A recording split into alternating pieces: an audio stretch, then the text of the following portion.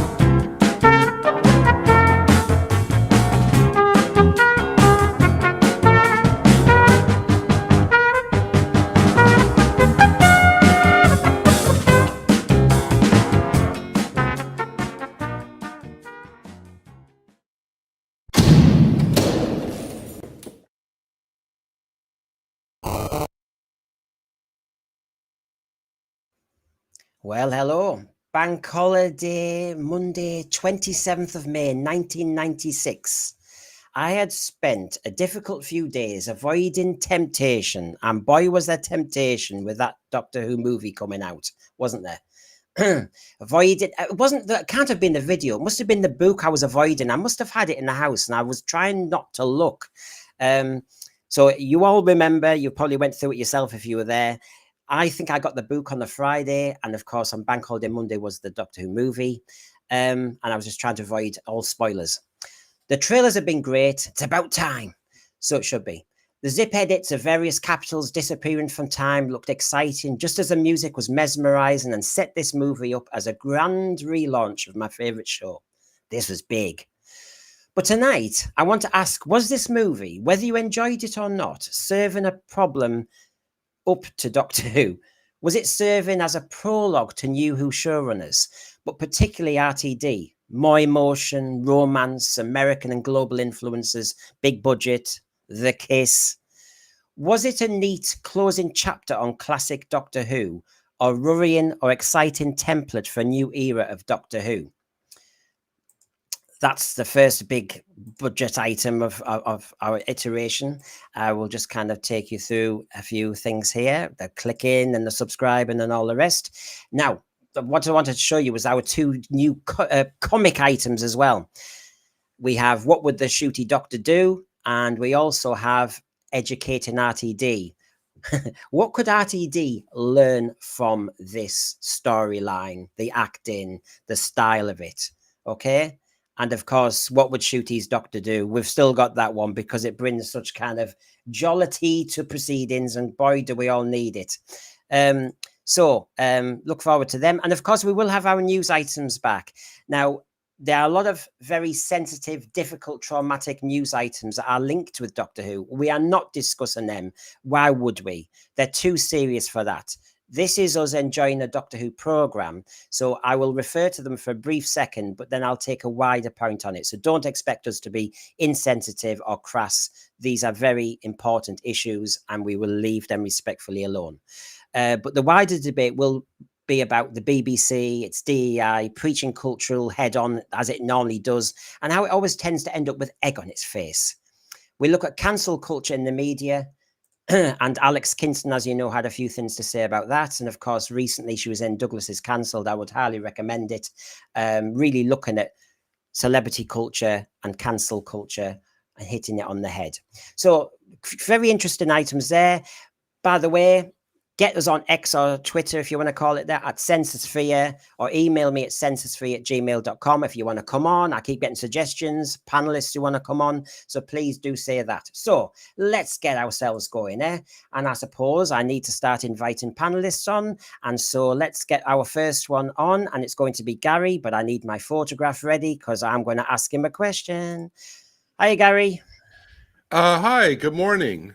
Oh, well, you're trying to throw me a hard one to start. Well, this is the thing as a Doctor Who fan. So what special effect in Doctor Who history is that trying to create? Oh. My Doctor Who cred is failing at the moment. I mean, those white circles there, I'll give you a I mean, different angle.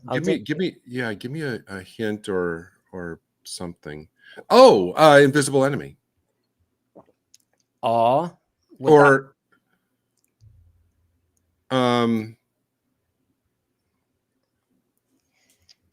I'll put you out of your misery. Sorry. I'm just lost. See if somebody else knows it, but I've got tests for them. Well, Greg Smith's got it. Well done, Greg Smith. Oh, Mask of Mandragora. Okay. Yeah. So there you go. Great effect, actually, wasn't it, for the time? But there you go. Look at that machine for that. Gee, me. So, Mask of Mandragora. Yeah, I'm naughty. But as a supplementary, Gary, before I invite our next panelist on, talking about effects, this is our opening sequence nowadays. And as you know, with our great big budget, they've adapted it, haven't they? They've added this now. Do you approve of them adding these little bits, or do you think it's just how we're wasting our big budget nowadays? I think that they're focused on the reason that the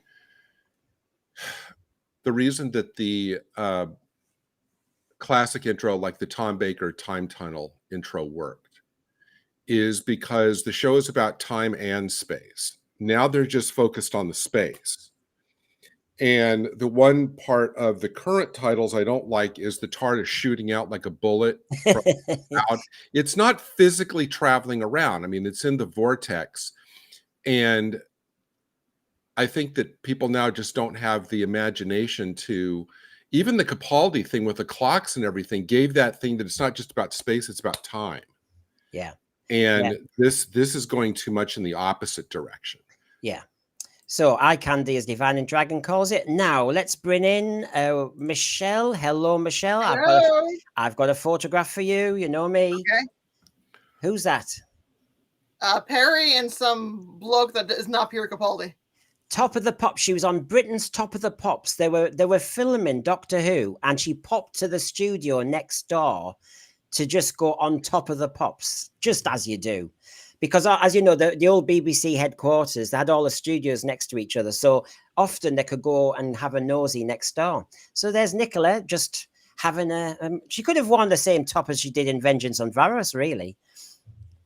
Well, it's kind of like the celebrity showing up at the Olympics. Yeah. So good to see you back, Michelle, by the way. And so, where's Michelle? Well, I've got Rachel. I've got one for you, Rachel. Get you ready. Queen of the Woke. She's here. Royalty has entered. She has. Hello. So before you go and make another stream. Okay. Or before I throw any wild cards into the chat and break them this week. Yeah, of course. Yes. Talk about. Oh no, you better. Gosh. I love this one. There's your favorite Doctor again. So, really? Really? My favorite Doctor? Sorry, Colin. So yes, I mean, yes. you sparked an unlike hike when you. Yes, Tom Baker. He is a very good Doctor. He's not my favorite. He's my least favorite. I will say that, but he is good. Here's the context for this photo. Back in 1978, when the show was earlier in the decade, some PBS stations had run like the first 3 seasons of Pertwee, but they didn't really get a lot of traction. But in 1978, Time Life was distributing the series to like every market in America, Tom's first 4 seasons, starting with Robot. And so this was kind of a cheeky way to promote that, because he's at the visa office getting a visa to come to America. And you'll notice that all the villains were the villains that would have been in those episodes that were getting play, you know, all the season 1, season 2 villains from Tom. So that was the context for him being at the visa office in this picture. It's a great one. Rachel, who would you, out of those aliens, which would you love to see back in Doctor Who tomorrow? I don't know, because I think it's a bit of a joke at the moment, isn't it? Yeah. I don't know. I suppose maybe the Zygons, maybe. Yeah. I know what you're saying. I'm just thinking, based on what you're saying, then I wonder if the Vok robot might be the safest to not. It might be, yeah. you know, not to With be. RTD, I don't want any of them. Yeah, I know. Well, I just love how the visa application for in the British government spent as much money as the sets of Doctor Who, where they've actually taped over than written the new hours. Here we go. Right, I'm not a complete panel yet. Let's get Nick on. Hiya, Nick. Good to see you as well. How you doing? Thanks for having me back on. It's all right. Photograph for you. If you were in a restaurant and you saw them on another table, would you actually dare go and talk to them? No, I would respectfully let them eat lunch and give them a nod. However, my missus would sit there, fangirl, and embarrass herself, and then make me go over and get an autograph from them all. So that's what would happen. I know. I think I'll be truthful because I've been in those situations before. I feel like I always just sit and just kind of have a furtive glance now and again. Other people go up and actually just say, "Can I have an autograph?" and risk whatever, or will ask for a photograph. I just sit back and kind of don't do anything, and I regret it. But there again, they might say, I'm sure they're polite, but equally, I like to respect privacy. Anybody? You know what I do? You know what I do? I'd call the waitress over. I'd order like, you know, a nice bottle of wine, like anonymously, and just have it sent over to their table. Oh, well, that's a nice one, and that'll get you photographs, autographs, and addresses. No, I wouldn't do it. I do it anonymously. I wouldn't say, "Oh, tell him the guy over here sent it." I wouldn't do that. I would just send it anonymously. Yeah, the person who keeps looking over. Anyway, well, there you go. Right, now I've got the full panel on before we do talk about Paul McGann and the Doctor Who movie that's coming up in a second. Here's my quiz question then. Which set is this from? This is a. This is to color. Oh gosh. Well, 1 second, Gary. This is panel v thread. I'll give the thread seconds before. No doubt, Gary's going to say so. So you've got seconds. Are they both from the same story? Yeah. Yes, they are. And I'll put another photograph up. Oh, yeah. They're all from the same one. There you go. Yeah, there you go. Okay, so nobody's typing in the thread yet. So go on, Gary. Power of the Daleks. There you go. And Over the Oversea was typing. Oh, I could almost call it a stalemate. Oh, sorry, Over. Jinx, we got it about the same time. Oh, but look at it though. Look, I have to say, I want colorization. I really do. It just looks lovely. Peter Harrington thinks it looks Hartnell. Well, you're close. You're one story away. But there you go. Power of the Daleks in the days when we had That's the governor. Isn't That's this the an governor of the animated colony. one? Yes, Sorry? it is. Yes, This it's is an animated. animated one now, yeah. Yeah. Lost So there we go. Anyway, nostalgia tonight as well.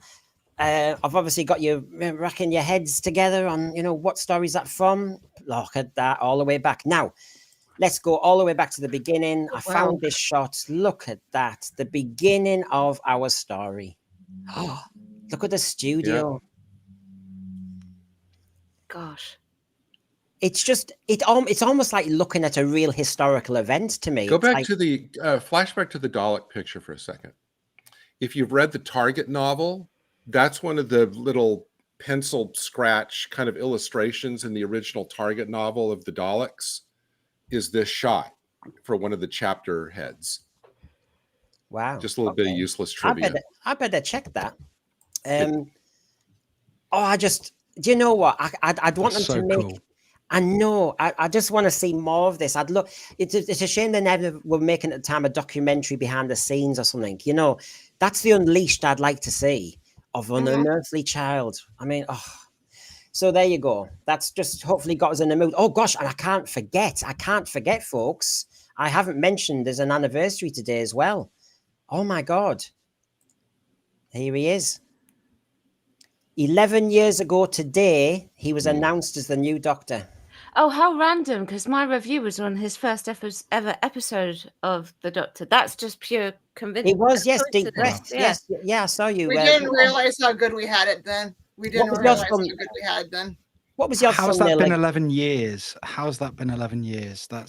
It's very hard to believe. What I was your didn't have thumbnail grey title? hair then. My thumbnail. Yeah, because you said something about Clara or something, didn't you? I can't remember Yeah. now. Oh, I got several different ones, but the title of the video, that's just double check what I can't remember. I said something about Clara. It was to do with Clara. Oh no, this is going to bug the hell out of me now. I've got to find it. Okay. Because I made the video yesterday and I uploaded it yesterday, but I completely forgot what I've called the video. So I said companion only works in this. This is one of, I've got this new sort of like test and compare. Clara works in deep breath, which is actually a controversial opinion, but she does. And if you want to find out what I mean by that, check out the video after this stream, please. And it is hard to believe, like Nick said, it's only 11 years ago that he was announced as our new Doctor, and he came on live on British telly. Yeah. Oh, wow. And how many Doctor Who fans, I know we're all different, but a lot of Doctor Who fans say once he left, that's when it finished for them. I'm one of those people. Yeah, I'm in that boat now too. I'd completely agree. It's a shame he didn't just drop to the floor, the TARDIS fly back to Trinzalore, expand and call it a day the way it's been recently, you know. I said it should have ended on Peter Capaldi anyway. I've maintained that for quite a while. We were so blessed to have him because he was a genuine fan. He loved the show. He loved the legacy of the show. He understood what the show was about. Well, I'll join the thread in a minute, so get ready. We're going to be discussing Paul McGann's movie first, then the news. But to lead into Paul McGann's movie, I want to show you this quote, because RTD, as you know, he's interviewed to death. And he said here, let me just make it a bit bigger for everybody. Russell Davies said that he loves the flexible nature of Doctor Who and how the lore is constantly changing. It's like in 1996, we had Paul McGann as a one-off Doctor who suddenly introduced the idea that he was part human. And then we came back and it was never mentioned again. I love that. This show is constantly changing. And because of time travel, it can become anything again. While he's aware of recent controversies, he says there's always going to be a backlash. Some people will say, why have you done that? But that's the beauty of it. Why should it stay the same? Now, you can see where he's coming from, but who buys into this kind of mindset he's got, or do you think it's more innocent than it looks? Well, I think that's what he tells himself so that his ego can withstand all the battering of people saying that his current stuff is crap. But he actually tries to spin it to say, oh no, but that's actually, you know, the beauty of the show. No, it's not, Russell. So that's the reason why I've also picked a Doctor Who movie tonight, because I think it's right on the thread. I'll ask the panel in a moment whether they think it's the closing chapter of Classic Who or it's the first chapter of New Who. Or whether it's a standalone. It's one of those moments, I think, the Doctor Who movie, and it's therefore well worth talking about. So let's get on with. And now, I normally start with the time flash music and we go straight into the details, but this time we're going to start with our first comic segment where I'm going to ask you all in a way to summarize what you think of the Doctor Who movie by asking you whether you think RTD could learn from this.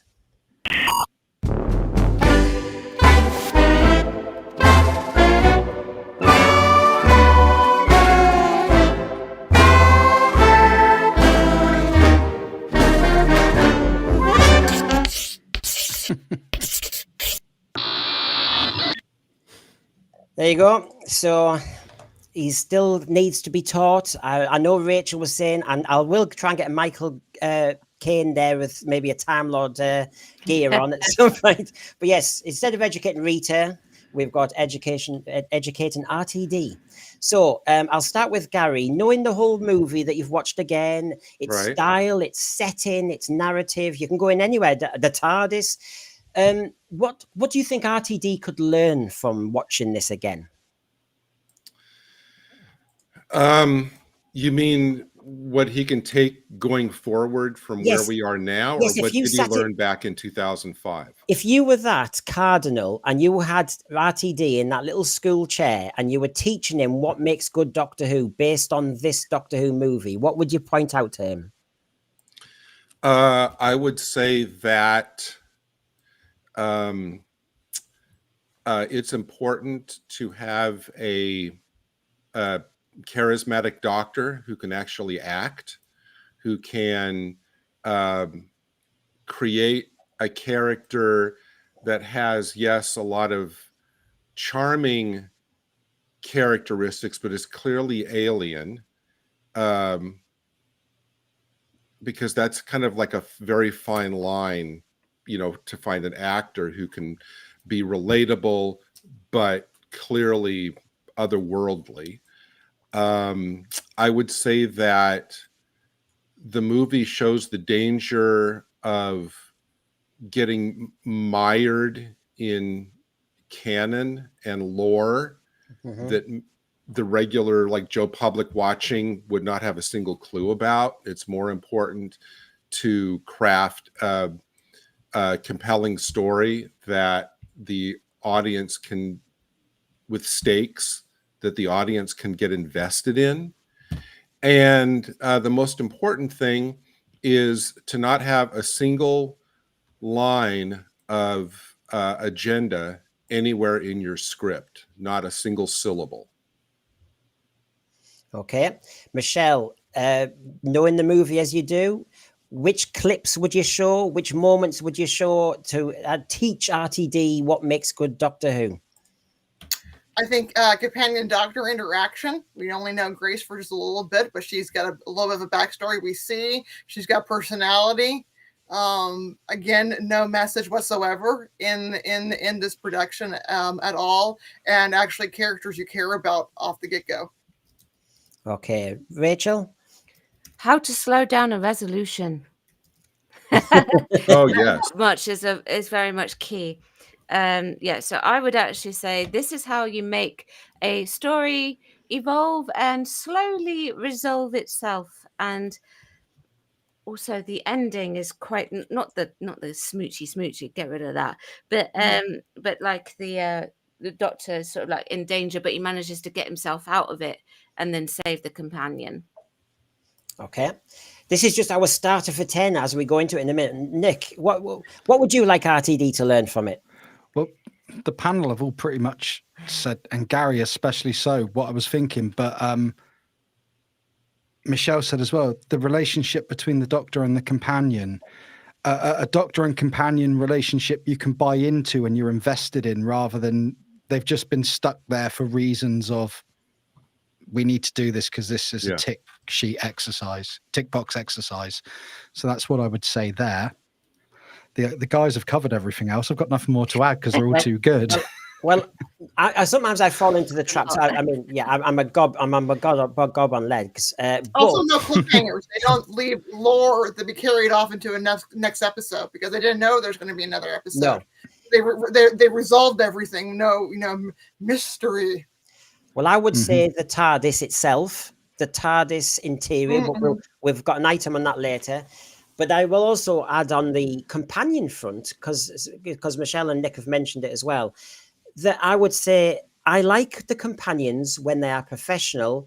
They've got something about them and they're not just, wet around the gills. I think it's nice to have a fully rounded companion who isn't kind of needing to learn from the Doctor and all that nonsense. She's an independent woman. She's a top professional. And now we start the story.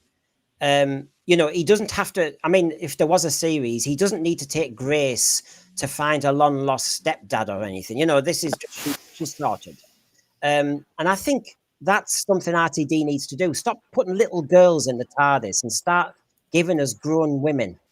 Yeah, there's a big difference between creating a character because it's a format slot that needs to be filled, which is what RTD is doing now, and crafting a character who's interesting in their own right, like the TV movie did. Huge difference.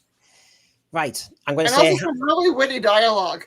I mean, there's only one Miles sex joke, some really witty dialogue that I didn't expect the first time I saw it. Well, I'll quickly say hello to Thread because they're alive and well, and I think they're going to give us some very tasty stuff. It's been interesting all day, people saying, oh, this is an interesting choice. So we've got hello, Steve. Look at the half-human thing. A lot of people didn't care for it. The creator didn't care that people didn't care for it. Fans care about the history of the show. I'm one of those who prefers canon to be stuck to. It does evolve. We did Deadly Assassin a couple of weeks ago, and of course that brought new rules, didn't it? MAFC, one thing I didn't like about Grace was her hot raya in the TARDIS. Yeah, I know. There's always a... we may come to that. Paul Richards... She managed that because there was only 10 minutes left in the show. Yeah. If in doubt, put some wires together. Paul Richards, the police box design is gorgeous. You can expect we've got an item on that. Gosh, if we didn't. Gosh. Peter Harrington, the interaction with the Doctor and companion is nicely told, give and take, and because she is a Doctor herself, a questioning companion, a lovely touch. She's a bit, in that way, Donna Noble. She's older, and I do think that's important. Dark Hall, good to see you. Eighth Doctor is underrated. Yes, we'll have an item on Paul McGann, don't worry. Paul hated the kissing, was unnecessary. I think Rachel was given a tint of that. Yeah. I agree as well. Get rid of it. Yeah. The movie may have had some misfires, but it wasn't made cynically. The current iteration is, I see it as a love letter to the classic series rather than a subversive middle finger. That's an interesting insight, actually. Yeah, it was done with love. Let's have a look. We've got Divine and Dragon there. Melanie Weston, hello. You can do a film episode without any messaging. Similar point, yeah. Lee Patton, make the Doctor a proper geezer. Proper geezer. He becomes a proper geezer in the Big Finish stories. Yeah, so I know. So welcome everybody. I know there's loads more there, but we'll get on. We're here. We've advertised ourselves. So just before we go, I've got a few more there. Gareth Morgan, who was early in the thread. Grace was a good character because Daphne Ashbrook is a talented actress. She turned down Northern exposure after all. Michael I've seen her several times at conventions. She is fantastic. Now, Michael Herbert, as you know, he's been on our panel a few times. I'm sure he'll be on again, the biographer of Malcolm Hulke. But of course, Malcolm Hulke did the Avengers and all those. And of course, Michael's making the point, we need a woman companion like Kathy Gale from the Avengers. Yeah. So, yeah, interesting point. One more thing I'd throw in. Leave out the stuff that's just is in there for silliness sake, like the motorcycle coming in the door and then coming out. That to me is the TV movie equivalent of the burping trash can. It's just stupid and you don't need it. Yeah. And hello, Tickled by Bigsby, who's found me maybe a possible panelist with a very interesting viewpoint. We're trying to get somebody who can defend Jodie and defend the Shooty era. And as you know, do you know what? The chances of finding somebody who defends those two eras is like finding a missing episode in Iran. It's like, oh my God. But anyway, I may have found a needle in a haystack. Anyway, you know what we're going to do now? Deep dive, Doctor Who movie. Here we go.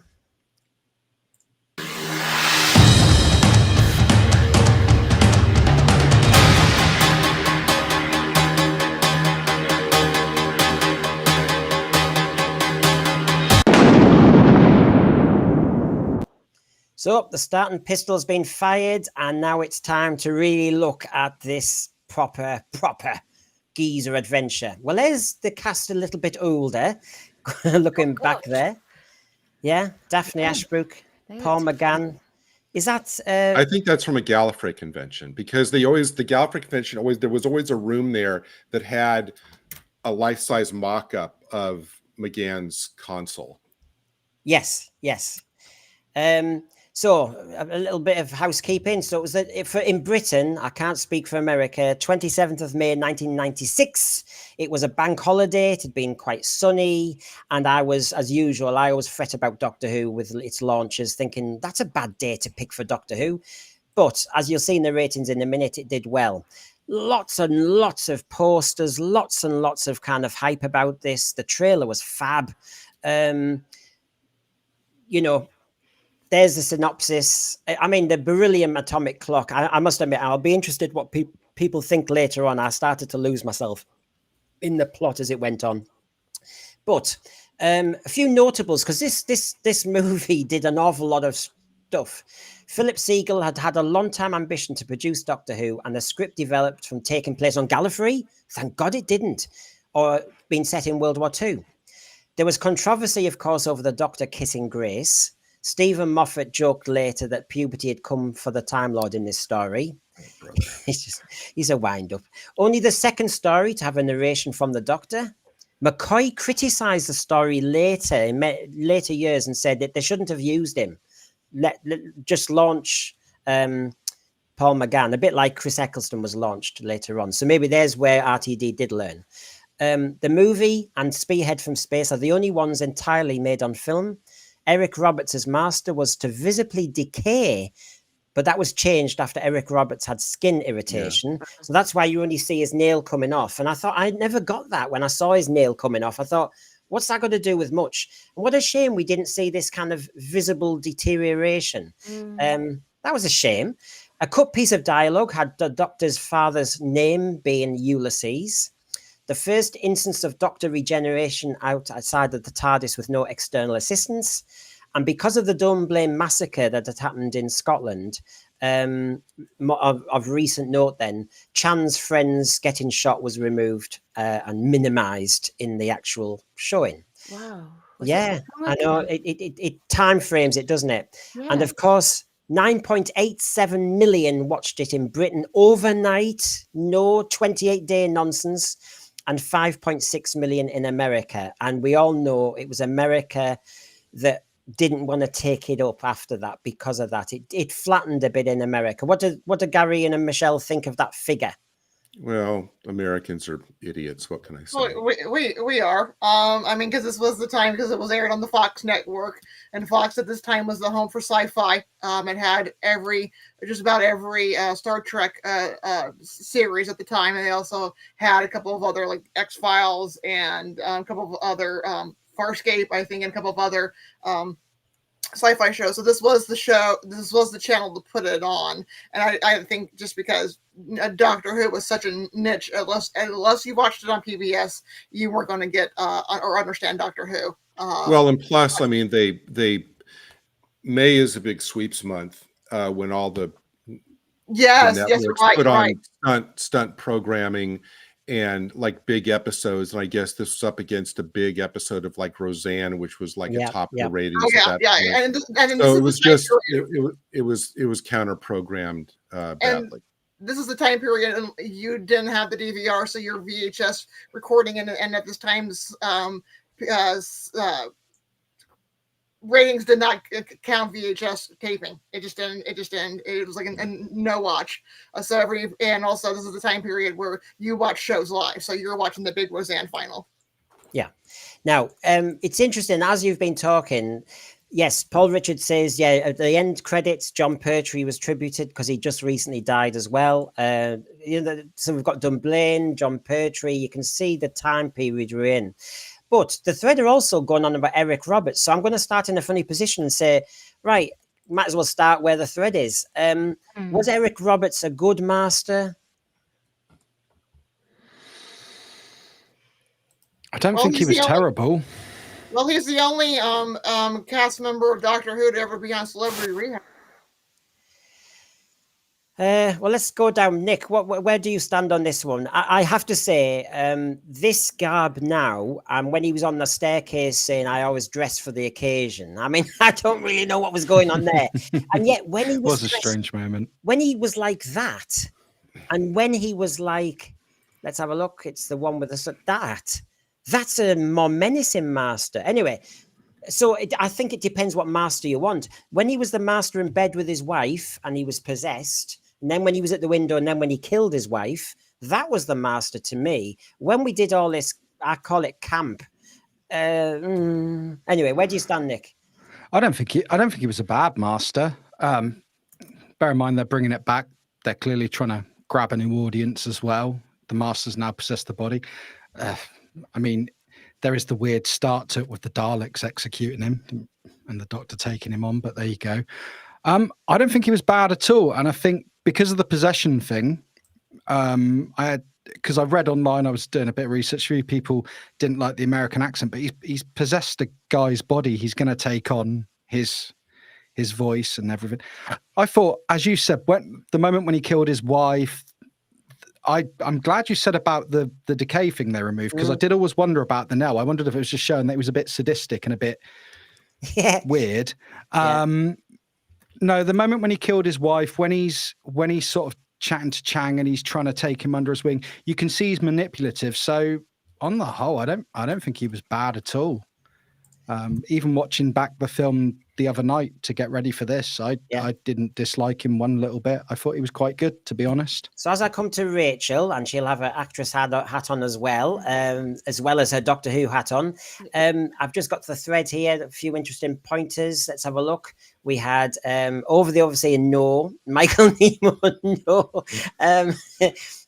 So there you go. That's fast. Over the Overseer. Yes, I know. I should have said it right. I was dressed for the occasion. I don't know what that was all about. Is that an accent?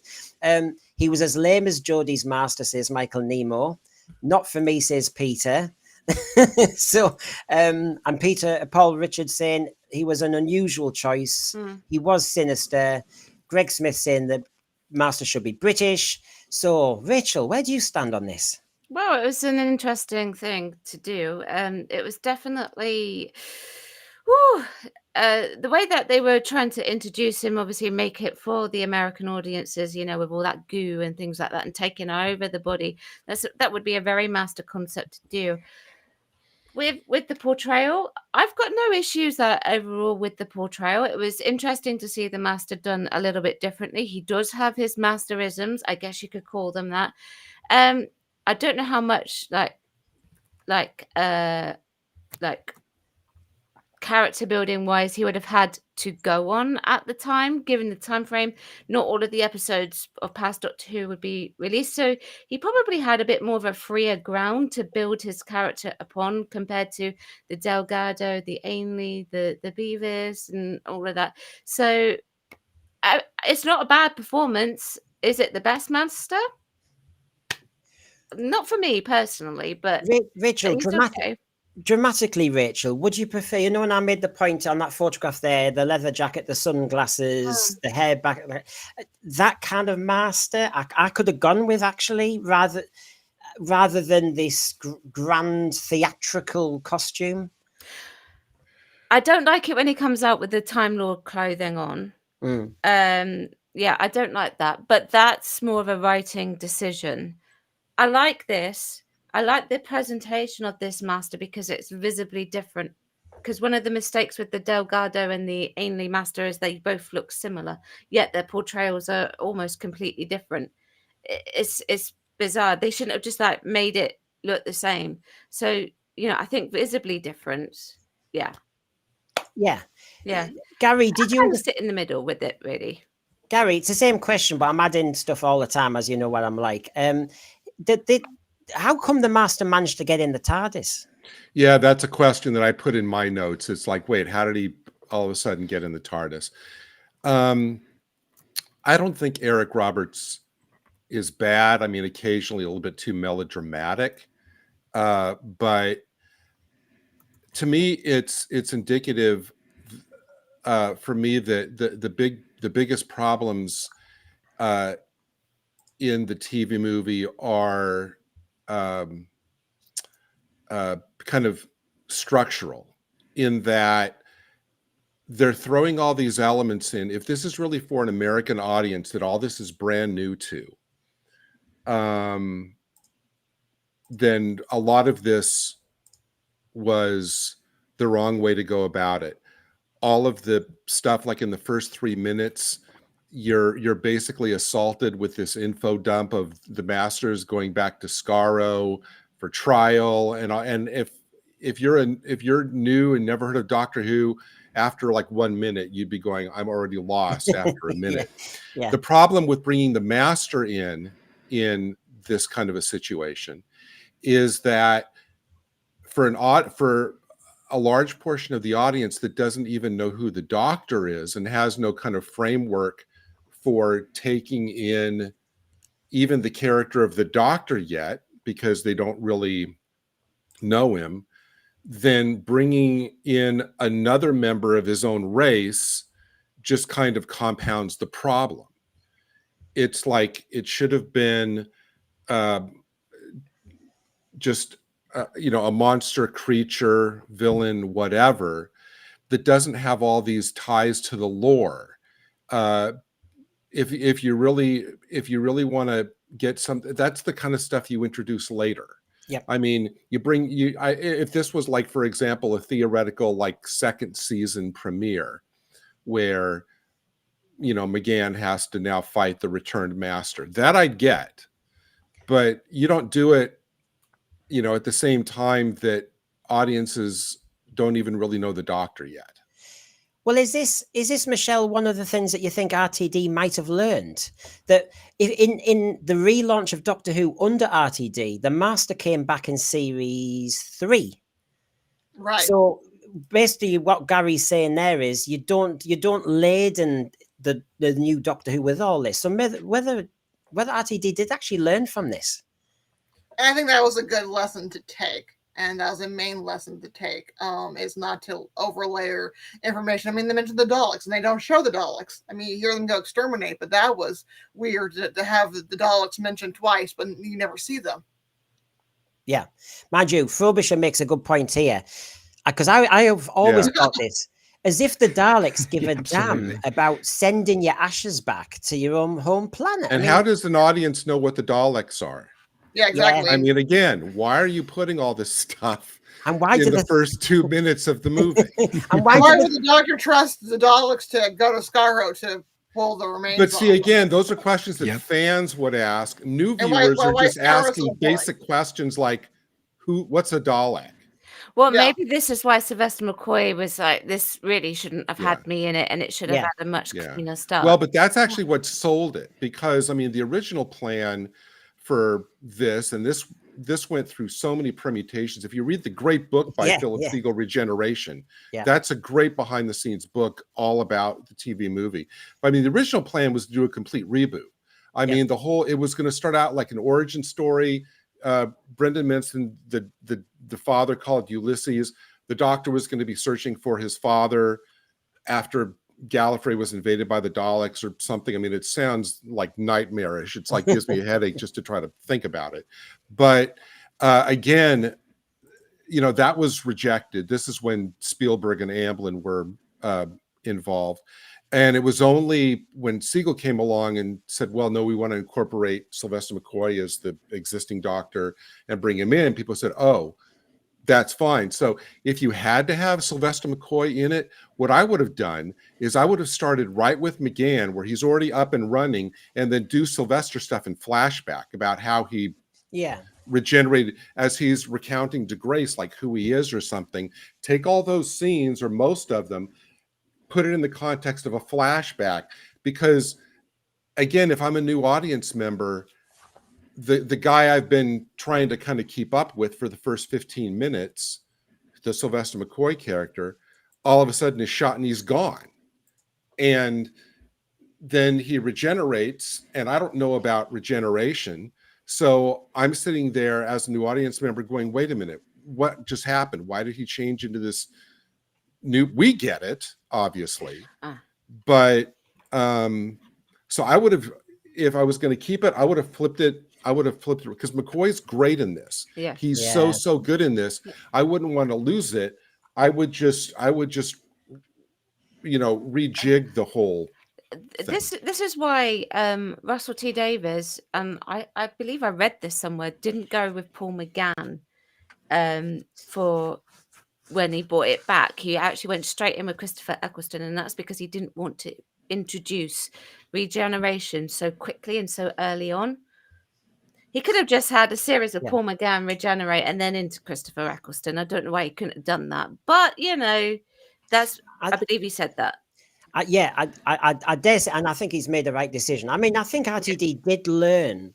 He did learn from this movie. I think a lot of us have learned from this movie, and Sylvester himself self-deprecating as well. But let's talk about the Sylvester McCoy in it then. Obviously, as a fan, and I know the point Gary's making, as fans, this is what we want. But if you're a casual viewer, what does all this mean? But I have to say, Sylvester McCoy in this, you thought, oh, that's the Doctor I wanted him to be. And it was such a harsh. You think of every regeneration the Doctor goes through, the perils, you know, the Spectrox nest and Logopolis and falling and all the rest of it. And then you see this, and he's just shot in the street, random. And it was the randomness of it. And it was futile, and I just thought, what a damn shame. And then, of course, he didn't die. Then he was killed really by somebody caring for him, and it was like, wow, just what a shame. Somebody who saves the universe how many times, and he's killed by a mistake. Wow. And I just thought it had so much pathos, the Sylvester McCoy 15 minutes. Well, it's unfortunate that the TARDIS external monitor wasn't working, and he failed to check whether there was a gang war going on right outside the door. Yes.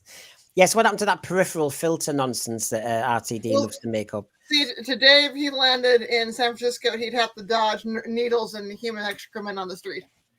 Oh well, so yeah, he could. Yeah, that could have been. Well, yes, we don't want to scratch and sniff TV experience here. Nick, Sylvester McCoy. I mean, I don't know everybody's ages, but I'm guessing. So basically, Nick, where does Sylvester McCoy fit in for you? Because was this the first time you saw him? No, absolutely not. It's probably worth saying I'm going to give this film a break on a lot of things that we will probably others won't, because I was 11 years old when this film came out, and when I was at school there was me and 2 other kids who liked Doctor Who, and we had to watch it on UK Gold, and no one understood why we liked it. It was that weird show. We were the strange geeky kids. Me too. And so Rachel, you get it. So this film comes out. This film comes out. Doctor Who is in the mainstream again. It's on BBC. Kids at school have come back. They've watched it. They've enjoyed it. We've vindicated. This is why we like this show. So I'm aware of Sylvester McCoy anyway from all the UK Gold repeats. And I used to watch them because my dad watched them. That's how I got into them so young and whatnot. So where do I stand with Sylvester McCoy? I loved him in this. I absolutely love Sylvester McCoy in this. Yeah. The beginning 10, 15 minutes with him are exceptional. It's sad that he goes out so soon, but obviously he has to go out because we have to introduce Paul McGann as the new Doctor to take the franchise forward. But I would agree that the way he died is a bit meh compared to how other Doctors have died. But then I can see, for plot reasons, it shows the difference between him as an alien to a new audience versus a human. It really introduces the 2 hearts thing. It's basically the stint that killed him, and he goes on to say, I took too long to regenerate this time. The anesthetic nearly destroyed the regeneration process, or words to that effect. So although it was a bit sort of meh, anticlimactic, I sort of see why they went with it. But yeah, no, Sylvester McCoy, brilliant. I really like Sylvester McCoy. I think he's a great Doctor. I agree. Yeah. And I've got the comparison there because the only thing left from the original was the hat. He kept the hat, didn't he, Sylvester? So they could use the hat, but the costume they couldn't find. And I know that this movie production franchise didn't like the umbrella with the question mark and all that stuff. So basically, we got what we got. But I thought he looked like the eccentric professor at last. I mean, he was reading the time machine in the TARDIS. It was very Jules Verne in that way. And there, look at him. I mean, look at the hair. He's like the mad brilliant. professor. He's brilliant in it. That's just absolutely a gorgeous set too. That's just gorgeous. That's a TARDIS that I would want to travel in. You know, obviously, and then later on, very reminiscent of Capaldi's, where you have the library there, and it's very kind of steampunk, but not out of control steampunk. Not the, God in Heaven, not the current version, and not even some of the other new versions, but something like this where you can see, it's a ship, but it's also his home. Yeah. And I'll just keep saying we're going to do an item on the TARDIS soon, tonight. Greg Smith, McCoy's underrated. There's a lot of love for Sylvester. I know as fans we will like Sylvester McCoy, of course we will, but I do think a lot of us are liking Sylvester McCoy every time he reappears. In Power of the Doctor, him in the A scene was the stellar performance. It was the standout. His age, and this is the irony, isn't it? When they got rid of Capaldi because he's too old for the viewers, and yet you look at McCoy, he has gravitas now.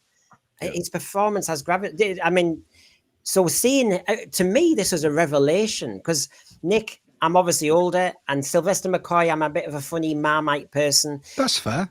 But I loved him in this. And I actually liked his performance in Power of the Doctor as well. And I thought, ooh, I like an older Doctor. Well, McGann has gravitas also in Power of the Doctor, where he's arguing with the McCoy's Doctor about, you know, being different, and there's always one that has to be different. And yes.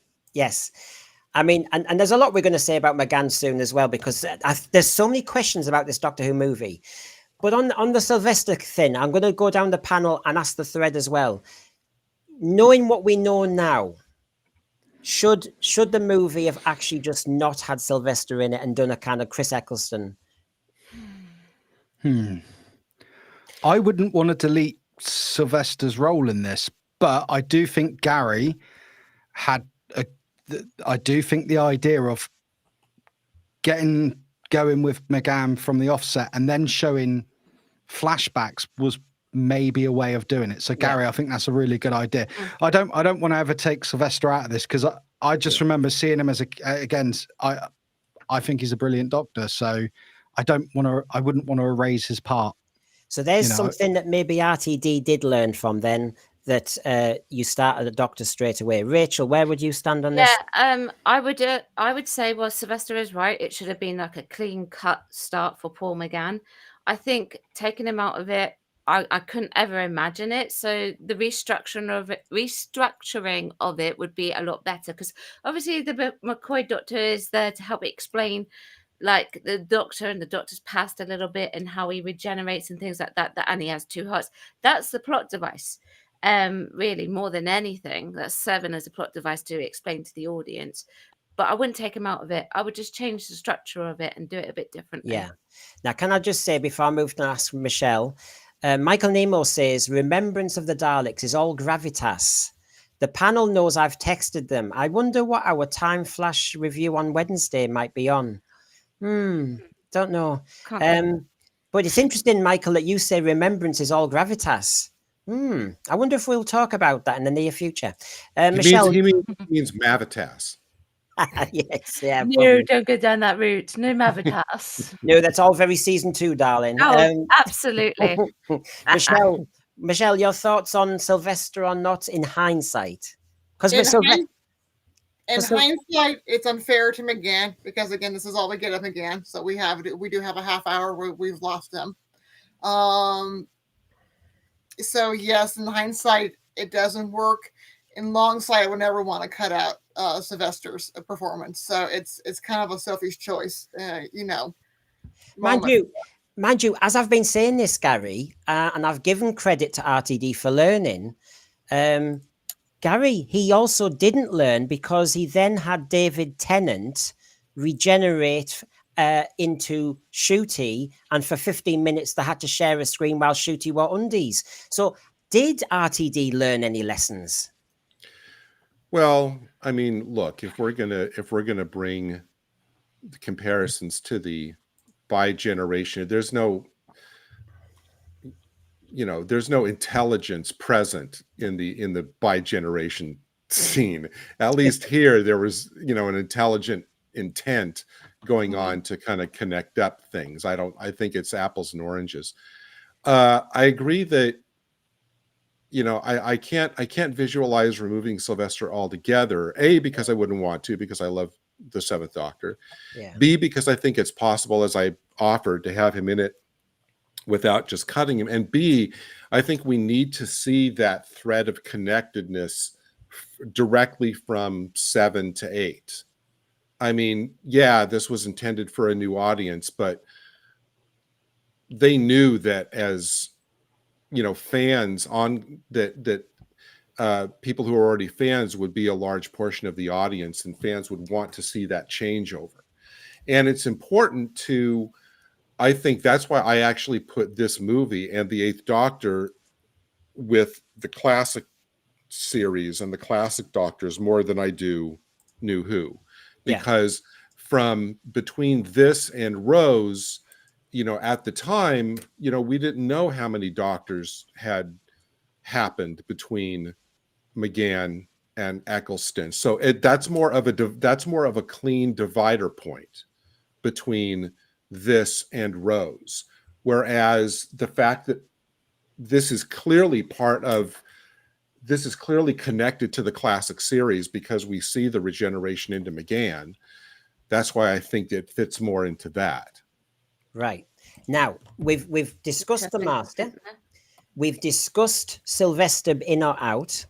Obviously, the McGann movie has McGann in it. So we need to have a moment talking about what we thought of the 8th Doctor in this movie, how much of a loss you think it has been potentially to the series. I'm ignoring Big Finish. I'm just saying you've seen him here and you've seen him in Power of the Doctor and in Night of the Doctor.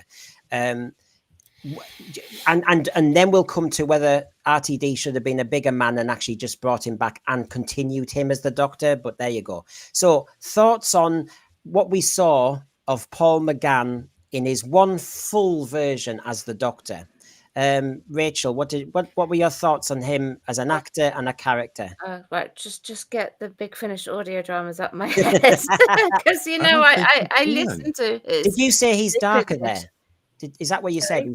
Did you say he's darker in Big Finish? Yes, okay. Much so, much more so. They got rid of the half human. They ditched that. Okay. What do I think? He's brilliant. Like,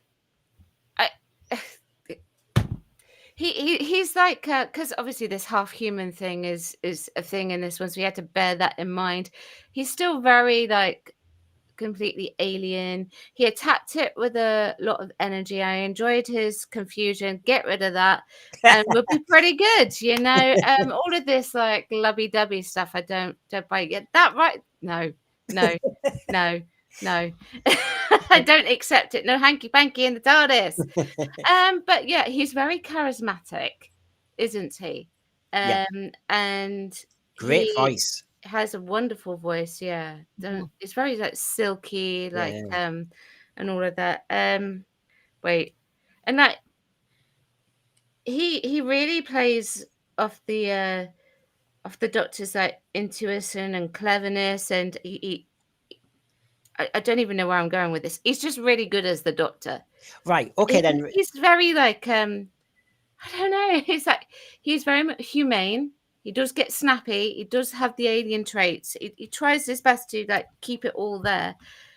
I still don't know where I'm going with it, but he does a great job. Well, Rachel, I'll ask you a specific then, because you'll know. I'm sure you'll know the answer. Every Doctor Who fan talks about every Doctor having a defining scene or speech or moment. Yeah. Did he have it in this movie? Yes, I think so.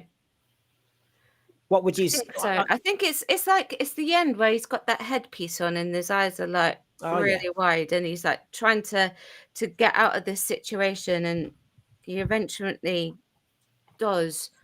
And there's like a whole speech going on, isn't there? But yeah, I think that would be I can't remember what he says exactly, but that would be the defining moment. He's in danger, but he somehow, he gets out of it and he acts upon it. That would be the defining moment. And Joss Matt says that awful wig. Oh, it's terrible. I'm glad they ditched it. Yes. Well, they had to have it because, they had to have it because I guess when he showed up on set, he had just finished filming like a movie, I guess, where he was like a soldier. Yeah. And it was he had like the short buzz cut. So, that was a necessity. Yeah, I really, other than that, I can't really like explain it. He's just really good. I don't have many negatives at all, really. The costume helps us here, doesn't it, Michelle? But there's a sense of Lord Byron. It's very... He does. It's kind of like romantic, not in lovey-dovey, but romantic of loving the world and poetry and Puccini and opera and that kind of that.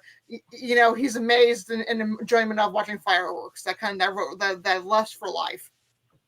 Yes, I think if he had more time and more like a full series, he would give some of the modern doctors a run for their money. Yes, 100%.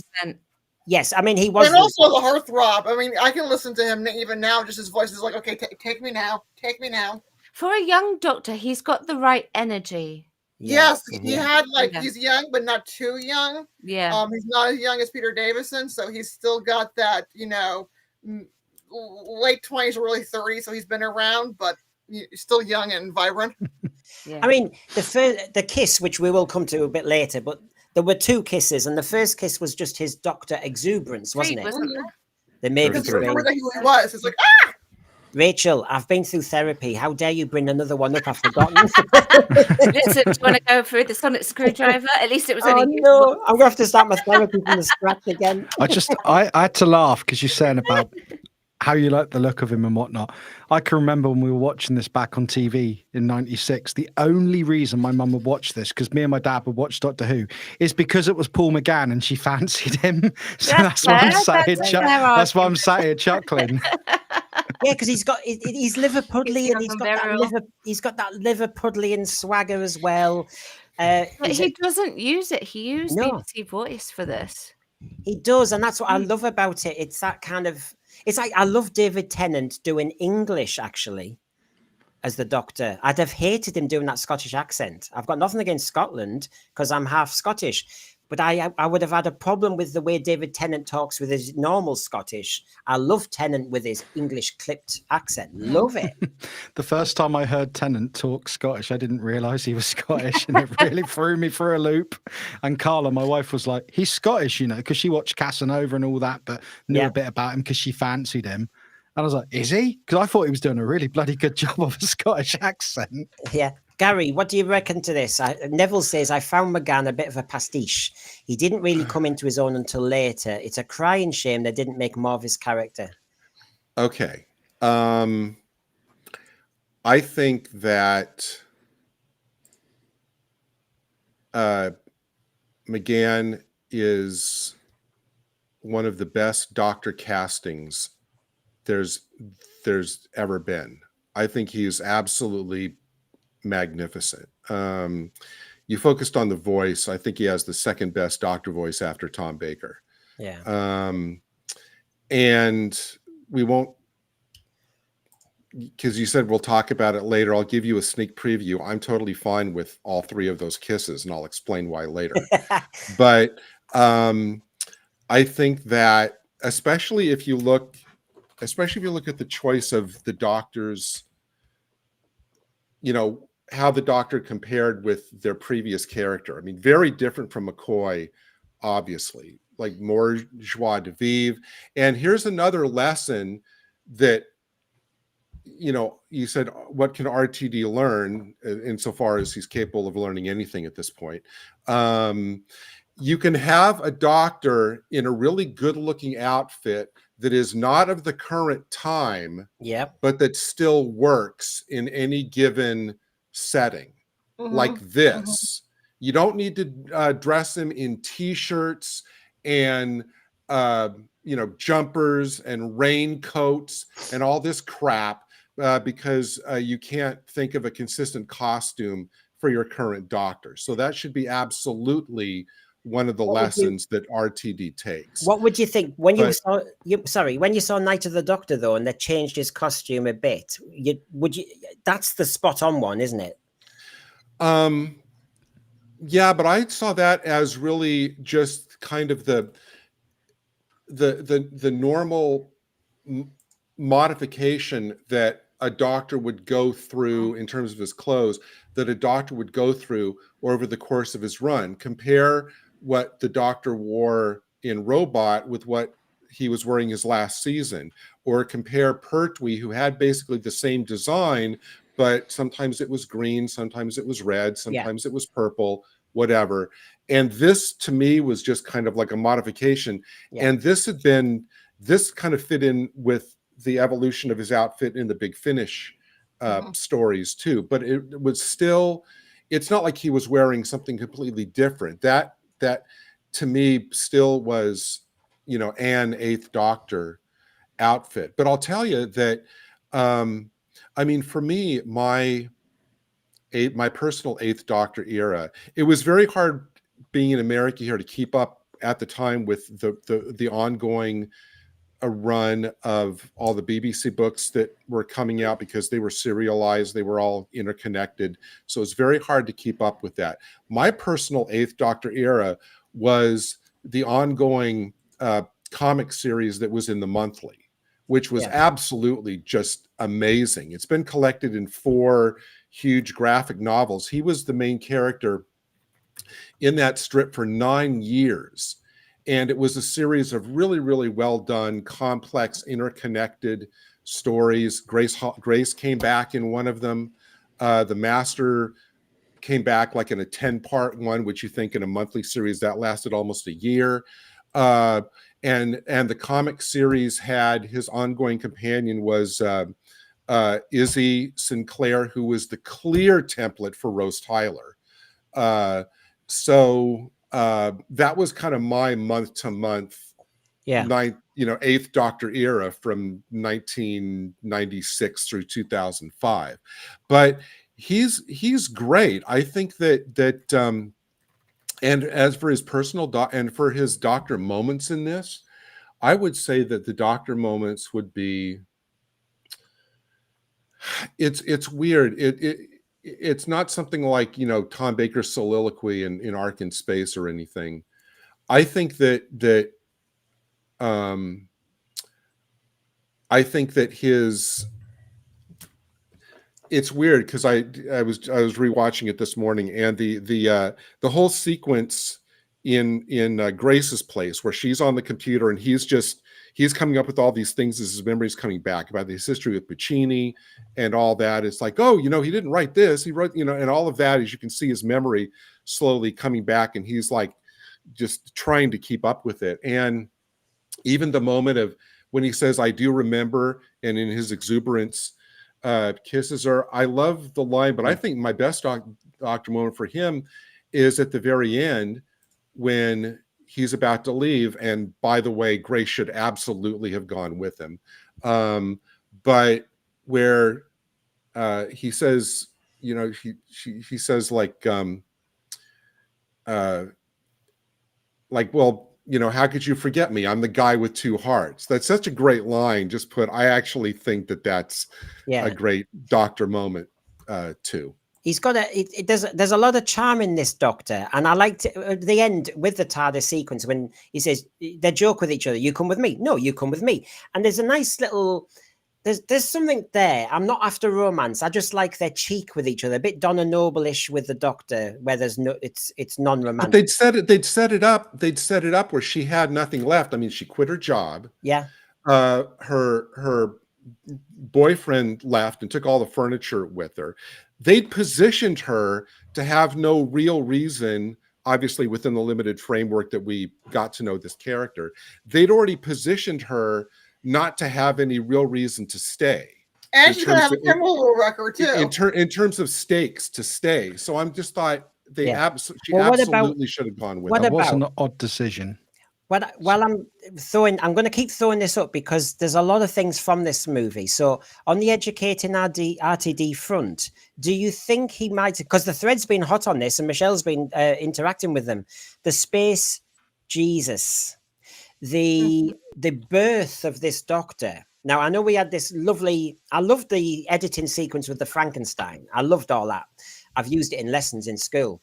But then it was the bit after that, when he was reborn, and he's in that kind of almost like the swaddling clothes, and he's out there, and then there's so many moments when you're thinking, God, are you making him, it's a God complex. I am the Doctor. And there were so many moments, Michelle, I mean, there's other moments I'm missing. Somebody says that whole contraption was like a crown of thorns, but there was a religious imagery going on, and some people in the thread have said, is this because of the American market? I don't know where he was going with that. Definitely, they are trying to make some religious parallels. I don't think it's an appeal to the American market because those who are evangelical, let's just say, in America, the middle America, they really weren't watching Fox sci-fi. I don't know where it was, and as an area and you've known, I am a person of deep faith, but I don't believe that faith should come into and religion should come into Doctor Who. So that was a misstep. I think maybe they're trying to go a little bit more towards like Frankenstein, where he's watching Frankenstein's monster. Yeah. But they should have stayed with that versus this almost Jesus-looking character coming out in the shroud. resurrect, with the beam of light, and I didn't really get the crown of thorns illusion. That's a good point. I definitely saw the and they were making a resurrection joke in Grace to the morgue attendant. They should have kept more of like maybe a Frankenstein. But if you look at the whole Frankenstein, I think would have worked better, and they could have kind of had a kind of clever, funny scene where instead of the whole super strength pounding on the door, which you can you can rationalize as saying, well, okay, that's post regeneration, whatever, but they could have played it.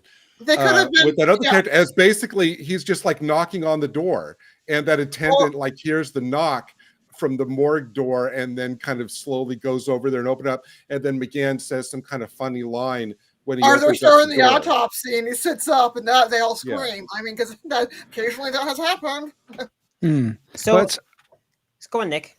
Sorry, no, I was just going to say in my notes for this, I did write down what's that I wrote. Did they take Time Lord too seriously with all the Jesus reference? That's what I've got on my notes. Like, that could be a bad American understanding what a Lord is, because again, also in America, Lord is Jesus Christ or Lord. But you've got to remember, we don't have aristocracy like you guys do. Well, you've got to remember, it's completely different. So you've got to remember on this educating RTD front. We had the space Jesus in the last of the Time Lord Sound of the Drums from the birdcage flying through the air. We've had even in a New Earth.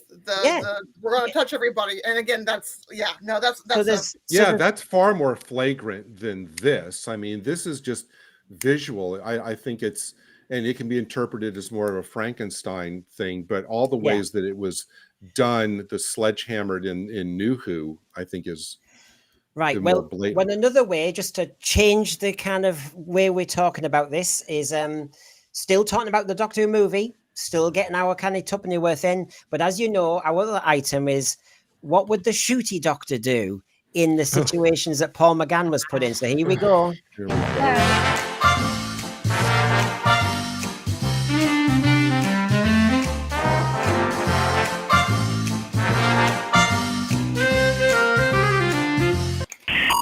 This is Gary's favourite section.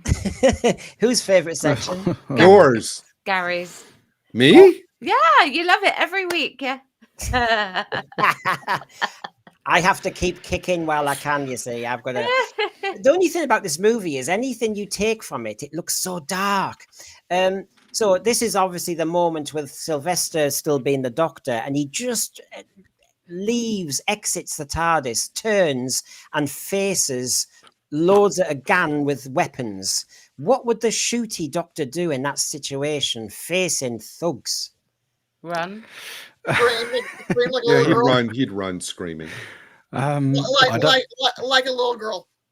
Like a little girl. Now you see, I've written down our answers thus far, Gary, on this item that you rehearsed. No, the responses. The responses. Why am I getting blamed for this? What would the Shooty Doctor do? Yeah, what would the Shooty Doctor do? It's either twerk, cry, paralyzed with indecision, disappear in a Dr. Light episode, go and find a fella, be emotional, need his companion to help him, sing and dance. Those are the versions we've had so far. So he faces a gangland. They've all got guns there and everything. What would the Shooty Doctor do? I think maybe like a Thriller, something like that, where he starts dancing and then all the other gang members just kind of join in as background dancers, and they do a whole like number in the alley. I thought he's in the back alley. The guns might be a problem, but he might think, God, 4 men, go on. Yeah, I'm up for it. But because I don't know, he's that type of Doctor, What about this one then? We've got one more with the Sylvester Doctor.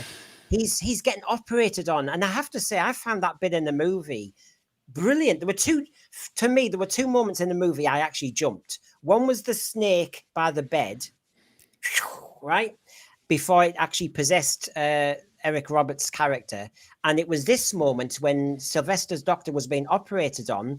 He was sedated, and then suddenly he bolts up. Now that made me jump like hell. What would the Shooty Doctor do in this circumstance when he's being operated on and attacked? What do you reckon? Hey, babes, can I have your number?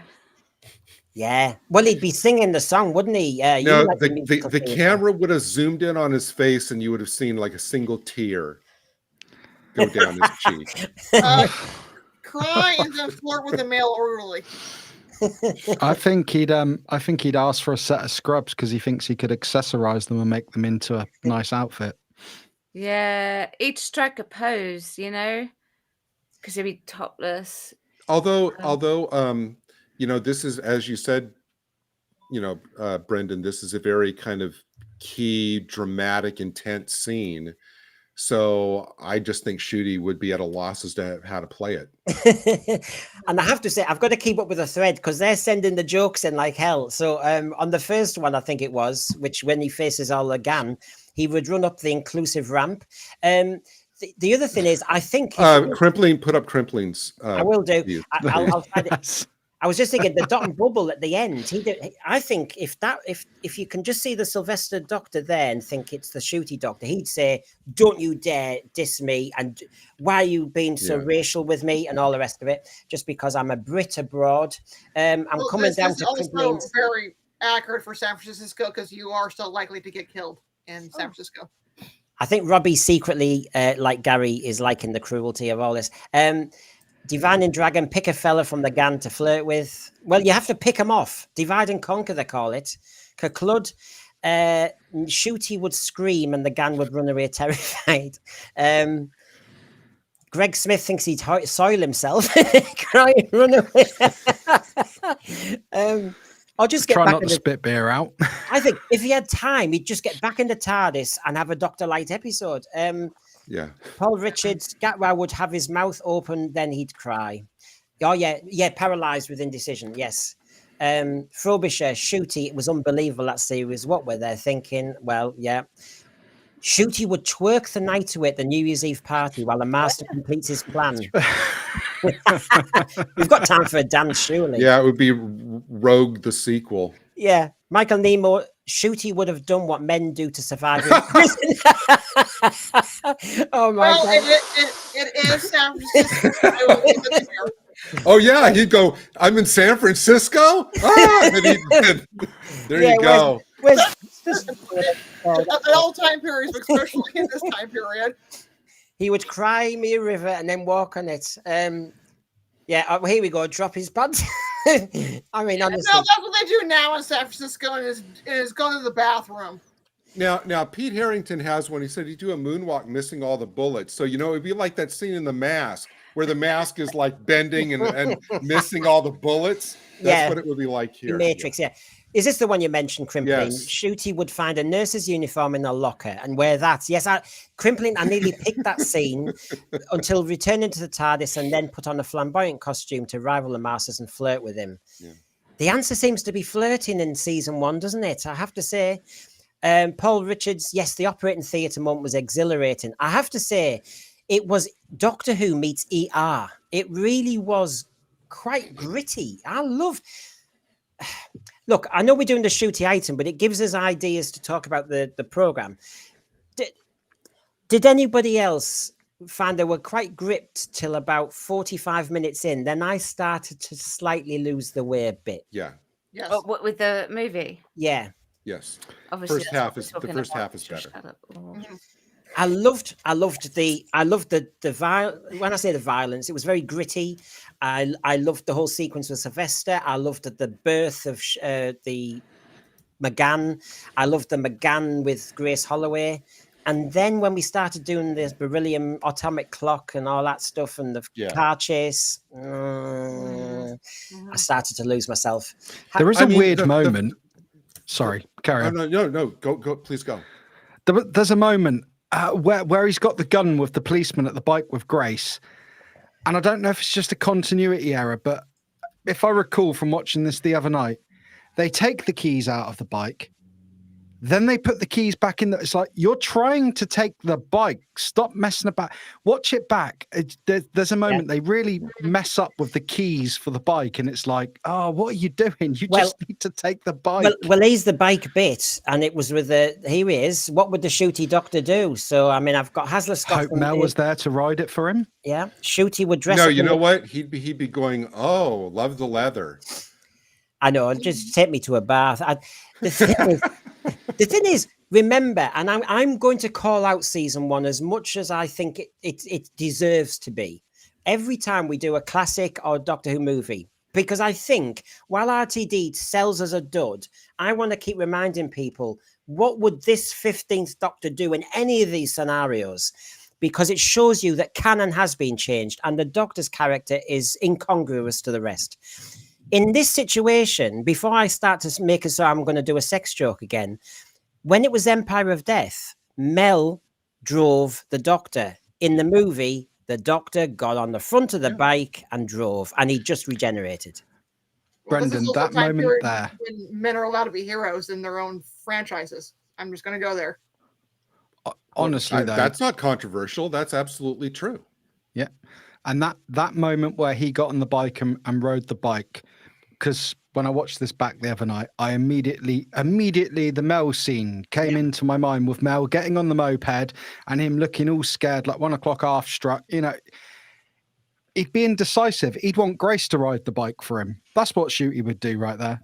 That's the moment. And you know that, you know, I mean, I know that they're bringing Unit back for that spin-off, but if Unit comes back next season in the actual show, there'll be a scene where the Doctor hops onto the Segway behind Morris Gibbons and holds on while Morris drives the Segway.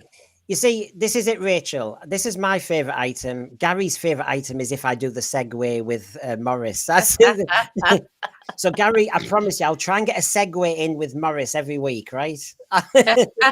You had actually a valid point, though, that I don't think we should kind of gloss over, Brendan, that you asked a minute ago. Is like, because I totally agree with you. The first half is much more engaging to me than the second half, because it's quieter and it proceeds at a more relatable pace, especially those long scenes where he's getting to know Grace in the house, you know, and all of that.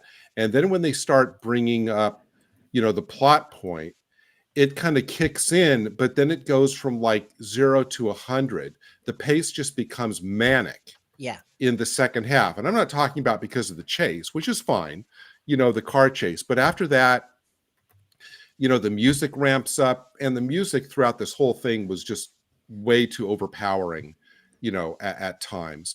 But, you know, you get into these things of, you know, all of a sudden there's Eye of Harmony, you know, inside the TARDIS. And then you get into all these theoretical stakes, like the Earth is going to be sucked into the Eye of Harmony. As an audience member watching it, that's all you're doing is watching it. You don't feel any of this when they're tossing out things like, oh, the whole Earth's going to be sucked into the Eye of Harmony. And at this point, I would think a general audience member goes, okay, I'm totally, I don't even know how to react to what I'm watching anymore. But yeah, it was, the change in pace was just off the scale. Michael Nemo, he thinks it's more interesting than Robot, Castrovalva, and Twin Dilemma. Julian Gabriel Clark, hello, hope you're well. The Millennium Bug was a conspiracy theory at the time, which everyone bought into. So this fell into that. Yes. Now, just to finish off some of these shooties, and you can be brief, of course, he's just been reborn, so to speak. All he's wearing is a blanket. He's naked under there. What would the Shooty Doctor do? Flaunt it. drop it and flash the guy. Because when we did Rories of the Deep, we had a similar situation where the Peter Davison Doctor must have stripped, got the long johns and everything, and got, changed like one of the guards. What about this one then? He's in the back of Grace Holloway's car. Remember that sequence, which could look a bit problematic now if everybody wants to get sensitive, where he's following her to the car park and all the rest of it, and then he gets in her car. But basically, he's still got that horrible wire in his chest. And it's another moment that nearly made me jump, because he was there, and then it was gross to see the Doctor still struggling, wasn't it? This was one of my favourite bits in the film, actually. Mm. Actually, him following her to the car park, that's also San Francisco Today also. So the scene with the stent was it was horrible to see, but it did give it some real grit. I liked this scene. I didn't like the gore of it. I'm not some sick weirdo, but I did like that. I like that he takes it out, and then it sort of leads to Grace. Look, this is how you killed me. You know, Yeah. not the bullets. Yeah, I don't. It's She sort of like wouldn't have been. She wouldn't have been. casually pulling it out, isn't he? Yeah. As well. She wouldn't have. She wouldn't have been convinced otherwise. No, You she know, had to see the probe that would, and also that probe or the stent there. That's a new piece of technology. So only she would recognize that was something that she had put in his human body. Yeah, because Yeah, no Brendan, one's just going to put one of these in, are they? What's I that? was just going to say, Brendan, please don't ask us to talk about what Shooty would do with a probe. Well, as It would be coming out of a different orifice. as Frobisher says here, this bit really showed him as an alien, and I think that's the issue we've got with the Shooty Doctor, that in many ways he seems too human. And so I'm going to make a different point there about the Shooty Doctor. Now, this one, I'm going to get in there first. When he's in Grace Holloway's house and she says her boyfriend's left, he seems to have, it's a very fast part of the plot. I know it's all very convenient. He's already removed the furniture. I mean, basically, she was at the opera with him. And to me, she's worked overnight and he's already emptied the settee and everything. I mean, sounds like he knew it was coming. Sounds like that was already clear while they were at the opera. That went fast. Yeah, that was on the You gotta rip the Band-Aid off, Brendan. Fancy taking the settee overnight, the swine. The one part about this when work the day is that in California you can't find U-Hauls. So here, you remember the bit That's in Rogue? right. Remember the bit in, leaving. Remember the bit in Rogue where the Doctor and Rogue were comparing the housekeeping of each of their spaceships. And so it made me think of this, that when he's in Grace Holloway's house, it might be a version of the episodes they used to do, Queer Eye for the Straight Guy, which we used to watch, Queer Eye for the Straight Guy. So I think the Shooty Doctor might actually give us some tips on maybe decor. He might give us some kind of, What, go all Lawrence Llewellyn Bowen on her and what to do and how to deck the house out? Very flamboyant if they went. Wait a minute. Wait a minute, Brendan. Stripes everywhere. What in the world gives you the idea that the 15th Doctor is an expert on decor? He has one piece of decor in his entire thing, and that's a jukebox that he never plays. Well, yeah. I mean, white is the color, obviously, but obviously not. I mean, but anyway, there we go. So there's that one, almost there. He's in the park with Grace, and this is one of the exuberant kisses where it wasn't romantic. It was just excitement that he worked out who he was, because he worked out he was from Gallifrey and he was a Time Lord. But I thought the Shooty Doctor in a park at night, oh heck, we're in trouble. Well, I mean, come on. For one thing, she's the wrong gender. Yeah, there'd be no kiss. He'd have left her in the park and gone looking. I think that's what would have happened there. Well, also in modern day San Francisco, you just wouldn't be doing this at dark in the smoke. You'd be taking your life in danger. So there you go. That's our little item, just to remind ourselves. Oh, the overseer has a great point. He said that Shooty would probably raid Grace's wardrobe for an outfit. Well, yeah, that's very true. Them little short tops. I don't know what you That's call if Grace's partner didn't take her clothes as well. Yeah, well, yes. I think there was more to that relationship. We're gonna keep doing these. What would Shooty do until the day in the far, far future when we come up with something that actually he would do better? But don't hold your breath. Yeah, I mean, my point will continue to be, while RTD is doing his version of saying to us, it's a bit like in Star Wars, carry on. In Star Wars when he talks to the stormtrooper and he says, to the guards, Ben Kenobi, you've seen nothing, let the guards pass. Yeah. And he's trying to do hocus pocus on us. He's not the droid you're looking for. Yeah, he's fibbing to us. And so basically, I'm trying to point out that RTD, this is not the same Doctor characterization at all. If we put this Doctor in any other of our reviews, it just doesn't fit.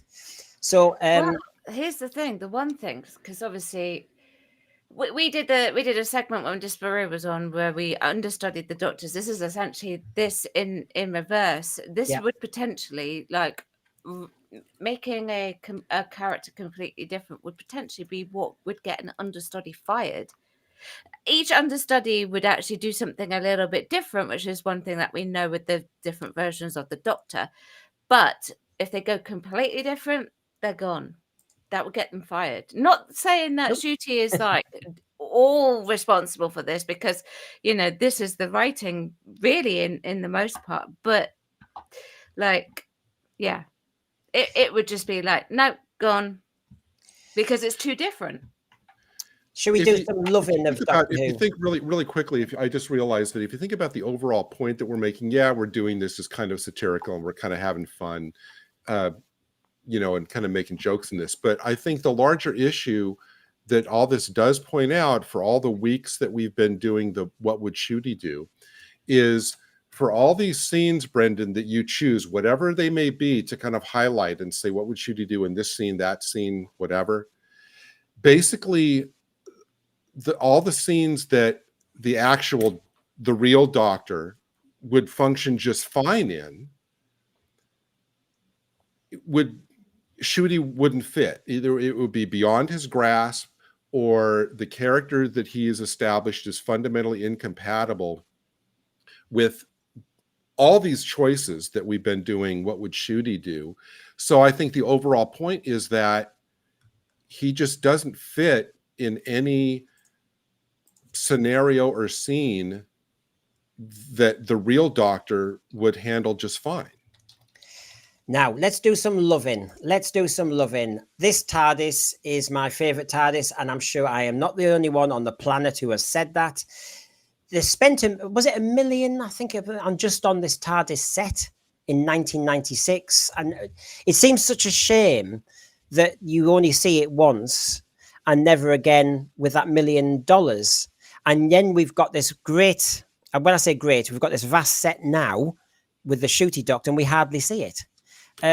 Anyway, does everybody agree with me? I'm just going to put it out there. This was the best Doctor Who TARDIS set. I think it's quite dark. I think I don't know if that's because I'm used to seeing it a bit brighter though. I don't know.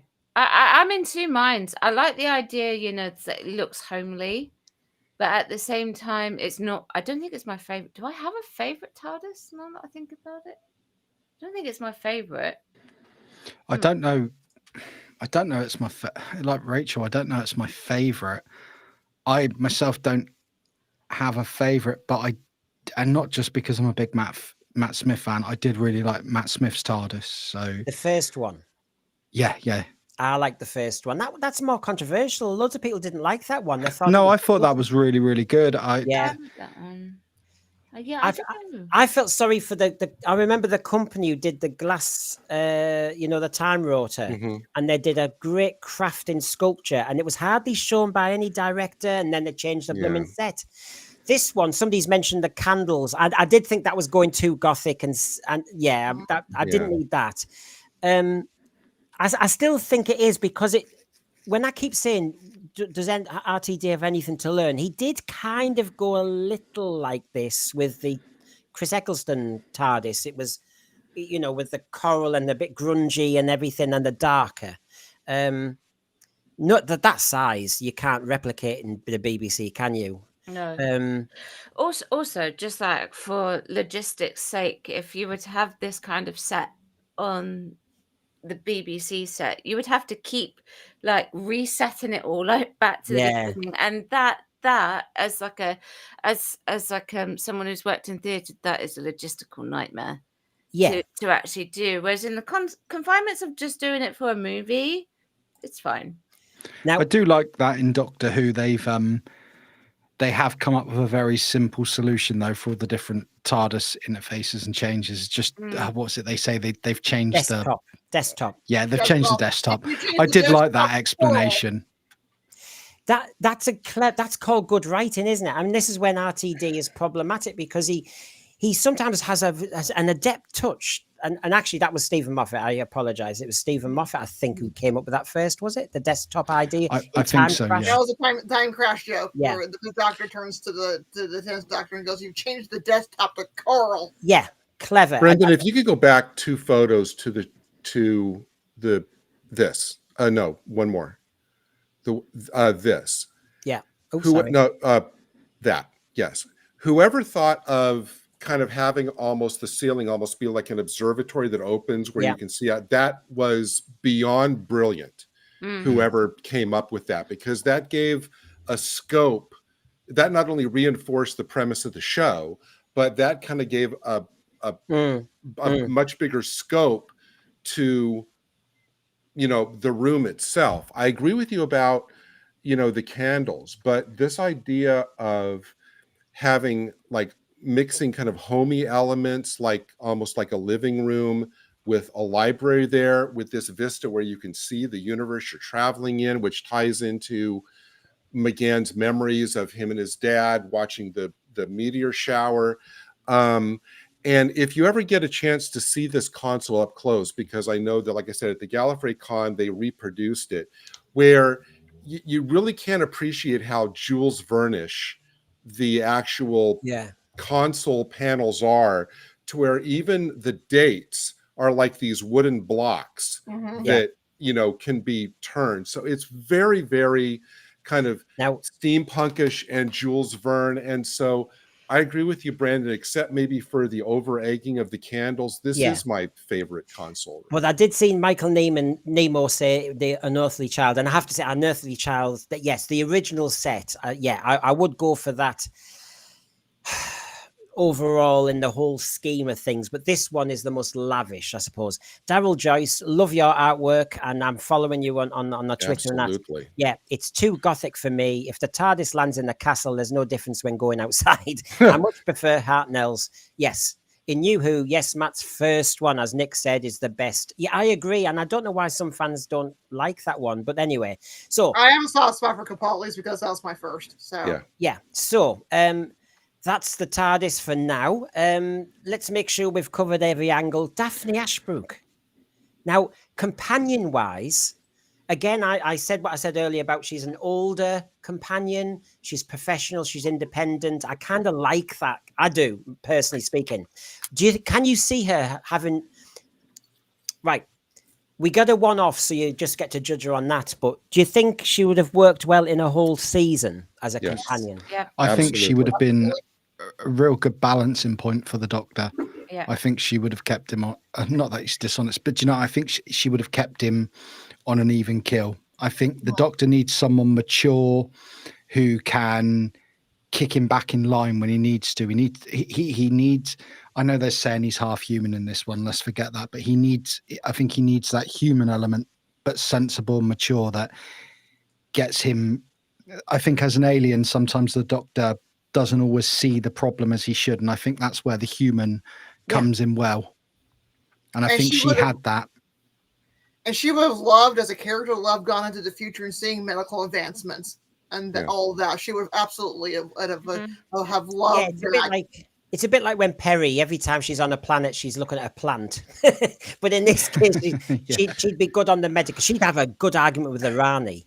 She wouldn't need to be tied to the Doctor's like apron strings. You could see the Doctor exploring one thing while she goes off and totally explores and gathers information and finds out, something else and can carry it on her own. You could absolutely see that. Do you think Melanie you trust she could sorry, Brendan. It's all right. Do you think Melanie Weston is this might be interesting, this? I know Martha Jones has put in it with the unrequited love thing, which was ridiculous, but maybe RTD's learned this as well, that Grace was the forerunner to a Martha Jones type character. It's possible, yeah. Yeah. Maybe. I can see Is there anything RTD didn't rip off? Well, there's something I'm glad RTD didn't do. None of us have mentioned it, if you don't mind me throwing it out there. There was a lot of wizardry of the Doctor in this one, where he'd just go, you're this, and you've seen this, and you can do this. No. And he was almost clairvoyant, and I'm glad RTD didn't go with that. Except Nikki has now. He didn't in season 1, 2, and 3, but he has now. I mean, fair point there, Brendan. But I mean, in the initial relaunch, yes. This is the trouble. RTD1 and RTD2, I think we're all fair to say, are different people, because RTD1 completely different shows. Yeah, RTD2 with the copper in the church on Ruby Road was doing what you said, Nick. He was saying, well, he was trying to say he's worked it out because he had a ring in his pocket and da da da da da. She's going to say yes and all this stuff. And I couldn't stand this when he said to Chan, and he said, "Don't be in San Francisco next year." I suppose from what Michelle's been saying tonight, he should have said, "Just leave San Francisco." I just never. Yeah, and also, I took that as a San Francisco earthquake joke because again, San Francisco. Is prone for earthquakes, and in our in '96, the '89 earthquake would have been in our memory banks as Americans.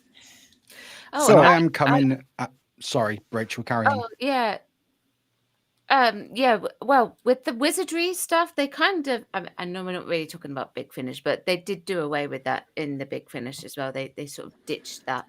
And it's more like he's meeting the guy in the future that he knows exactly that he's going to develop again the earthquake detector that will save millions of lives. Yeah. One thing super quick that I never liked about the first RTD run, Moffat didn't really do this to that extent, was this whole idea which just smacked of, punchable arrogance for the Doctor, where it's like, as for his companions, I only take the best, as if they need to pass some kind of test for him in order to qualify as being worthy to go in the, TARDIS with him. Whereas here, it's just, clearly he liked Grace, enjoyed her company. So it's like, come with me, explore the universe and everything. And there's none of this whole, well, you passed my test, you qualify, which I always hated. Now, narratively, I liked stylishly what they did with the regeneration. I didn't, unfortunately, like the Sylvester Gurning bit. That could have been directed better, maybe, because he was acting his way, but I just say he looks as though he was gurning and just twisting like this. I loved how they edited it and wrote it, because you had, like I said, you had Frankenstein on the screen. They were doing symmetrical shots, weren't there? It was well done. I don't know where the light comes from, by the way, in that mortuary. Where's the light come from in his eyes? However, I just thought the air coming out the mouth, the hand, I thought the shooting of it and everything, just apart from how Sylvester was maybe directed to look as though he was in agony or coming to life or something, or being animated. I thought with the light strip, I don't know if this is my sort of like timings being off of it, but it sort of reminded me of Angelica Houston when she played Morticia Adams and they shone that light just across her eyes. Yeah. Yeah, that's just what it makes me think That's a good point. Regeneration wise, did you think this was does it stand in our pantheon of regenerations as one of the good ones? I liked this regeneration. I like it. I didn't actually. Sorry, Rachel. No, go on. Spoke over you again. Go on. Sorry. Go on. I was going to say I didn't actually mind the Sylvester Gurning shock horror, because I've always seen he had that comical, clownish side to him, and even in death, I kind of vision he would be a bit,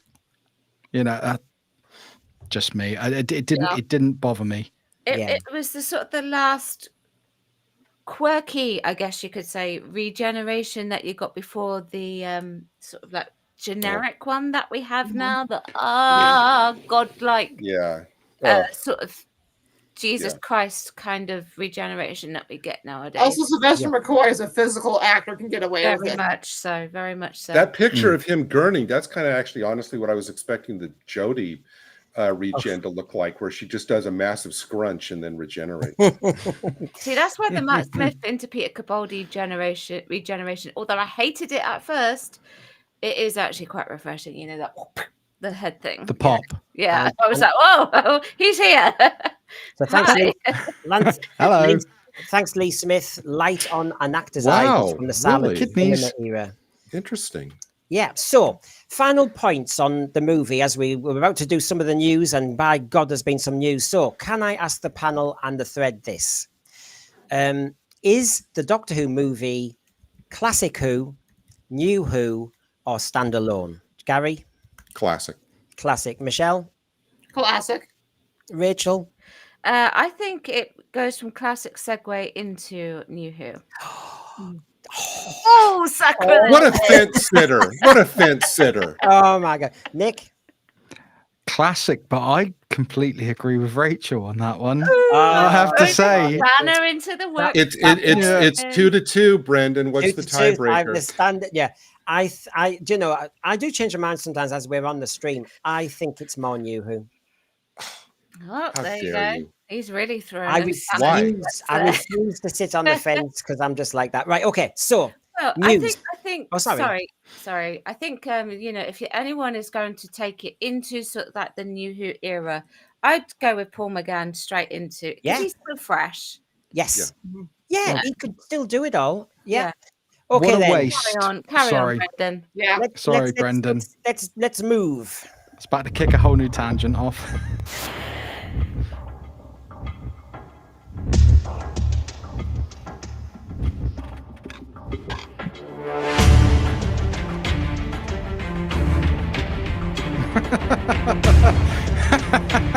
Wow.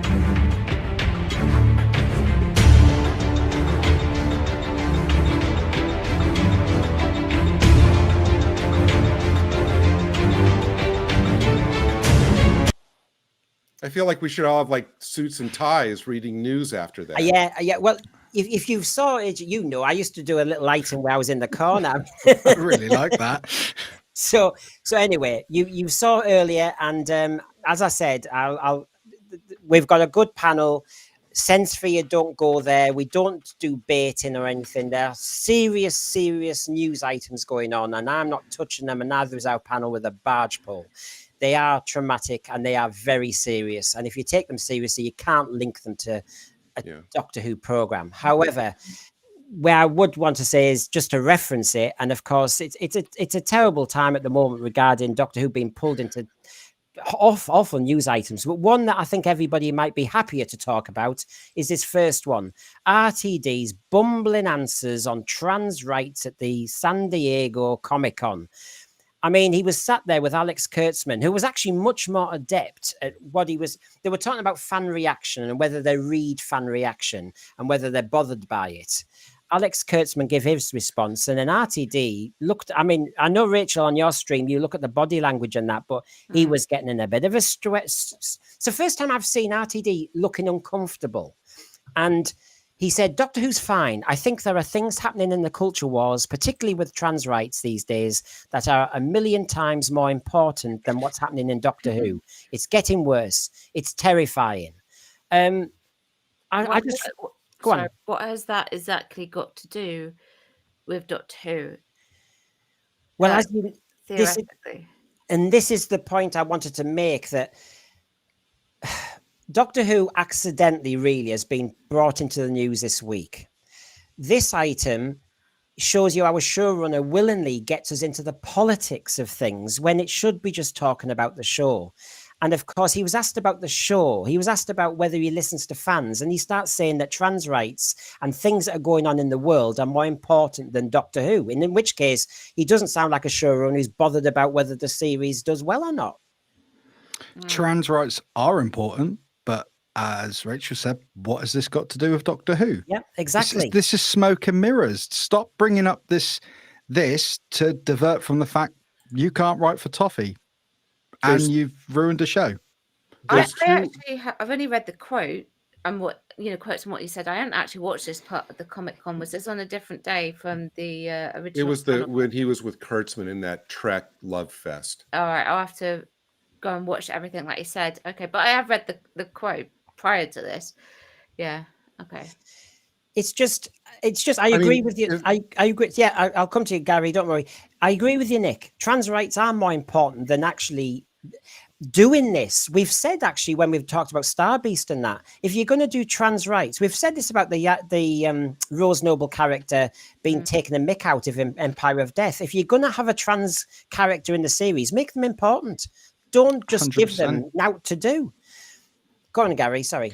Well, I was just going to say that. I mean, two things. I mean, one is that as far as his kind of discomfort, I think that he realizes now that, it's gone from what he expected to be complete adulation and agreement with anything he says and does. And clearly he realizes that this approach is not working, that it's, things are much shakier than what he puts out. So he can't. So when he says doctor's fine, it's like you can almost hear the desperation. It's like, no, it's fine. And then he quickly diverts away from it. But I think if you add 2 words to this quote, I think it actually kind of clarifies what he'd really like to be able to say, but doesn't, where he says, there's things happening that are a million times more important to me than what's happening in Doctor Who, because I think that's totally true. I think that his, obsession with, the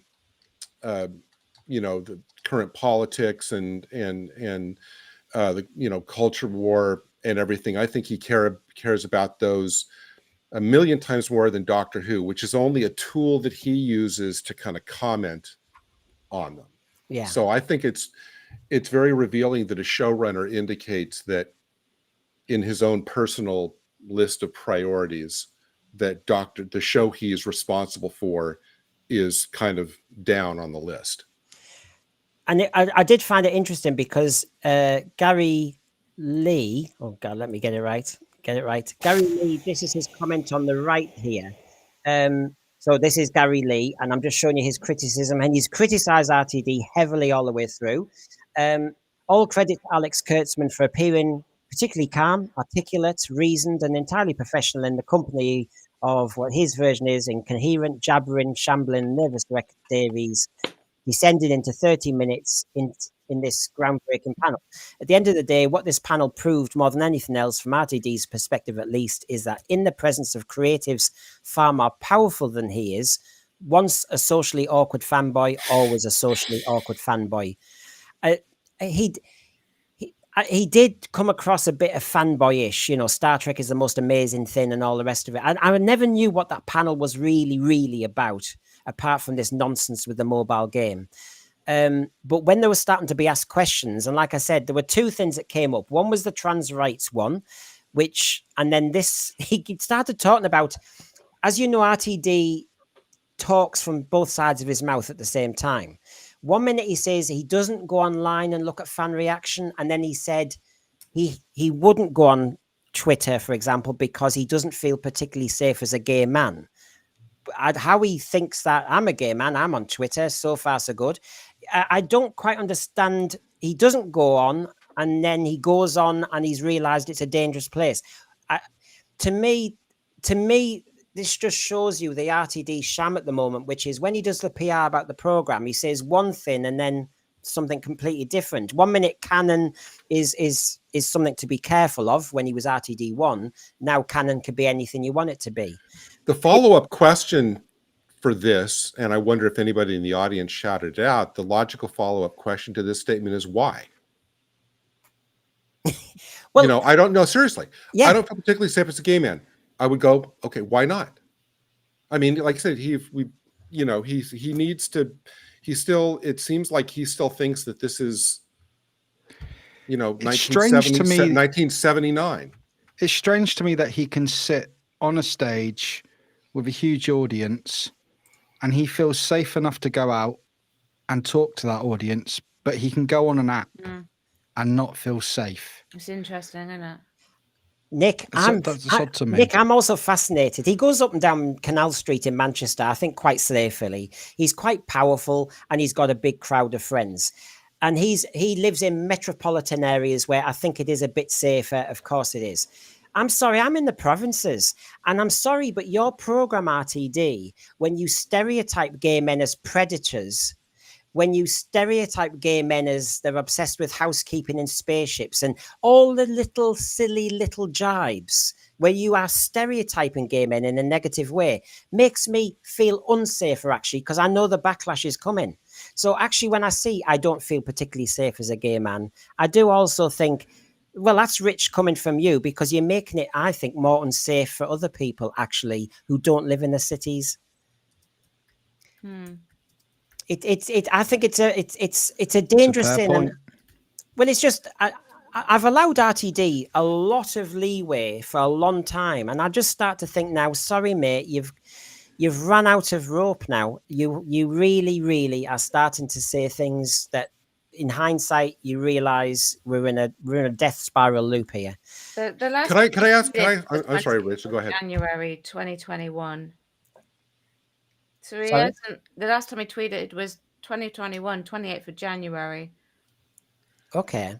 Do you Yeah. think, Brendan, and serious question, do you think that the reason that he, gets up on this stage and say this, do you think that in his mind he is personally, I mean, assuming this is true, and I have no reason to believe that this is actually true, but let's say that it is, do you think that it's because people haven't completely accepted his new version of Doctor Who, and with all the messaging that's in there and all the agendas in there, and people are pushing back and the ratings are bad and rejecting it? Do you think that's why then he doesn't feel particularly safe as a gay man, because the viewing public and fandom didn't accept this new version? Do you think there's some kind of connection there in his mind? I think there's a connect. It's funny because it makes no sense again, because on the one hand, I did a saloon recently from one of his articles when he said he loves polarized fandom. He loves to see fandom polarized. He thinks that's healthy. And now basically what he's saying with that statement is fandom is polarized on whether they're like his version of Doctor Who or not, and he doesn't want to go on. The gay man bit though, Gary, isn't it trendy now? Victimhood is a trend, isn't it? Well, absolutely. Yes.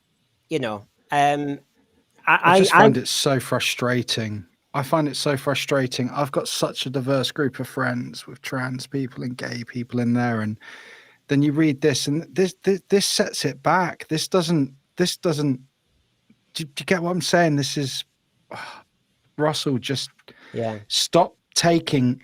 People don't like your show. They don't dislike you or your life choices. Don't use this as an attack on your life choices and how you want to live your life, man. But maybe, as Michael Nemo's saying here, he's LGBT, and it seems as an effort to not just get LGBT themes out there via storytelling, but also to make up for decades of not.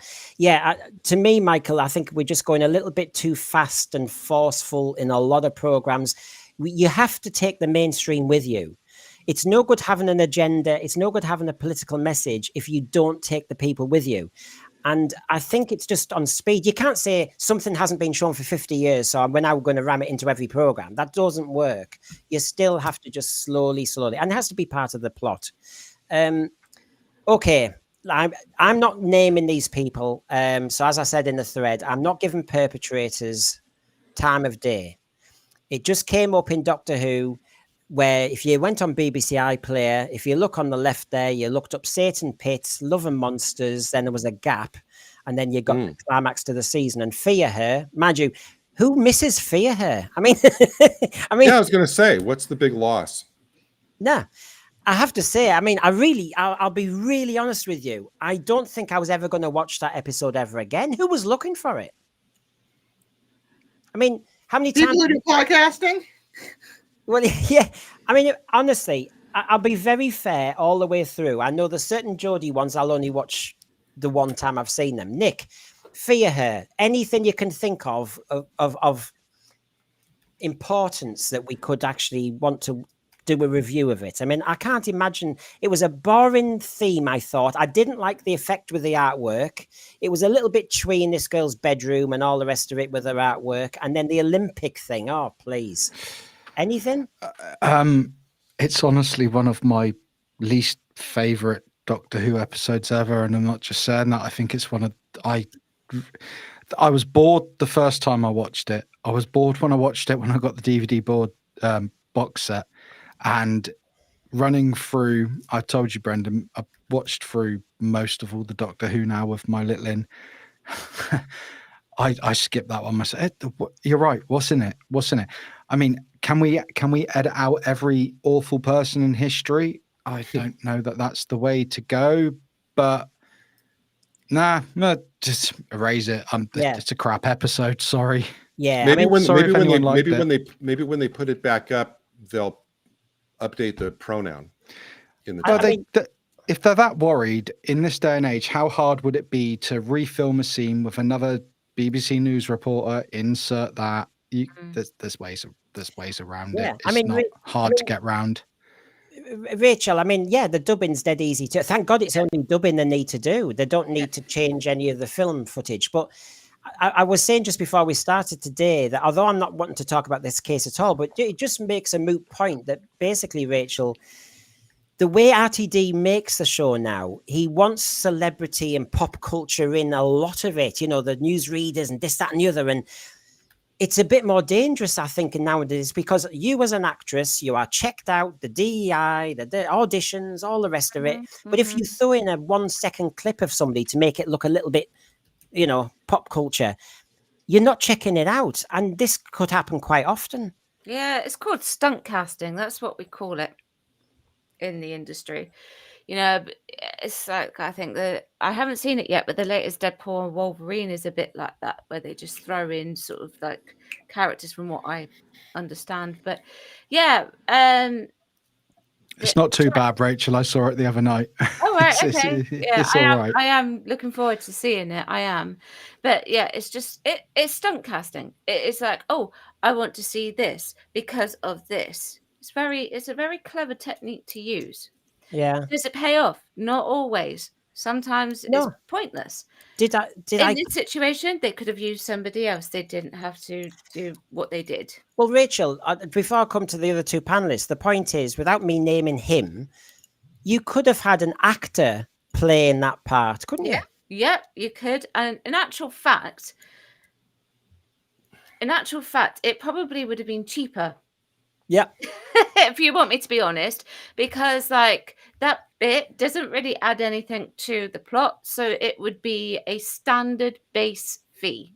But where does equity stand on this? The whole point is, I thought that when it's fiction and drama and everything, that everybody in it is an actor of you know, in a union.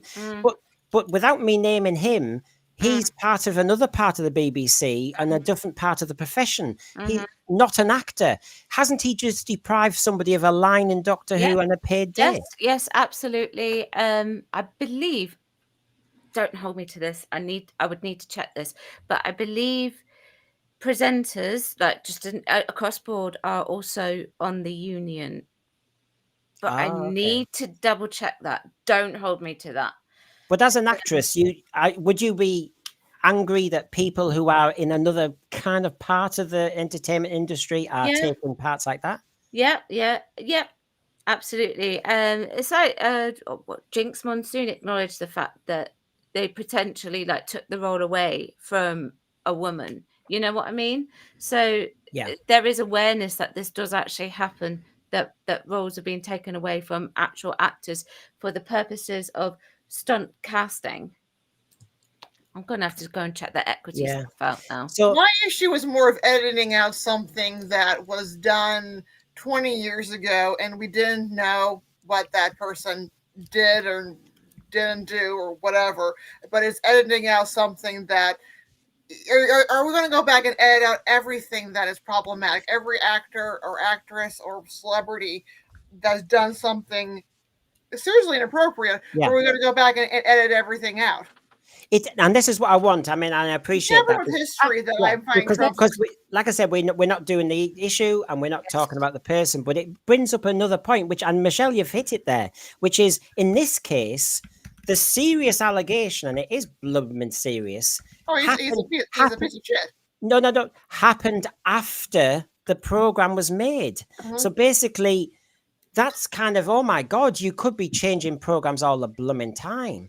Okay, in America, there was the famous 1970s miniseries called Roots. In the first episode, O.J. Simpson has a prominent role. That is still out on air. Well, we know in Hollywood, they've actually, oh my God, what was it? They actually changed the whole actor in the president one, didn't they? They Mike Spacey. They actually filmed the whole House thing, of Cards. The show was still the show was still being produced. House of Cards. Yeah. I mean, that's the House of Cards. Yeah, that's. So I'm talking about something that was done 20, 30 years ago, and then the person does something. So sorry, Gary. Is there anything you want? I was just going to point out, as Divining Dragon mentioned in the comment, you know, a few years ago, you had the whole Bill Cosby controversy that when after he was convicted. All the networks that were running the Cosby Show, which was what, the highest rated Yeah. sitcom in the 1980s in America. Mm-hmm. Couldn't find that anywhere. You can find that show with a search party after he was convicted. Yeah, and Frobisher, this is the point, and we're going to go wide as the cancel culture in a minute. Safer territory. Frobisher says BBC whitewashing its mistakes. They love to change history to pretend they're angels. Yeah. This is the irony of it, and I'm not delighting in these cases, but I am actually. It's just I wish the BBC would just get off its high horse, because we all can have problems and skeletons in an institution and that. And to be honest, I wish they'd stop the preachy angle on stuff, because this was always going to happen. Sad to say, it has. Now, this one, again, I'm not naming the person. Perpetrators do not get given airspace. They don't deserve it. Those poor girls.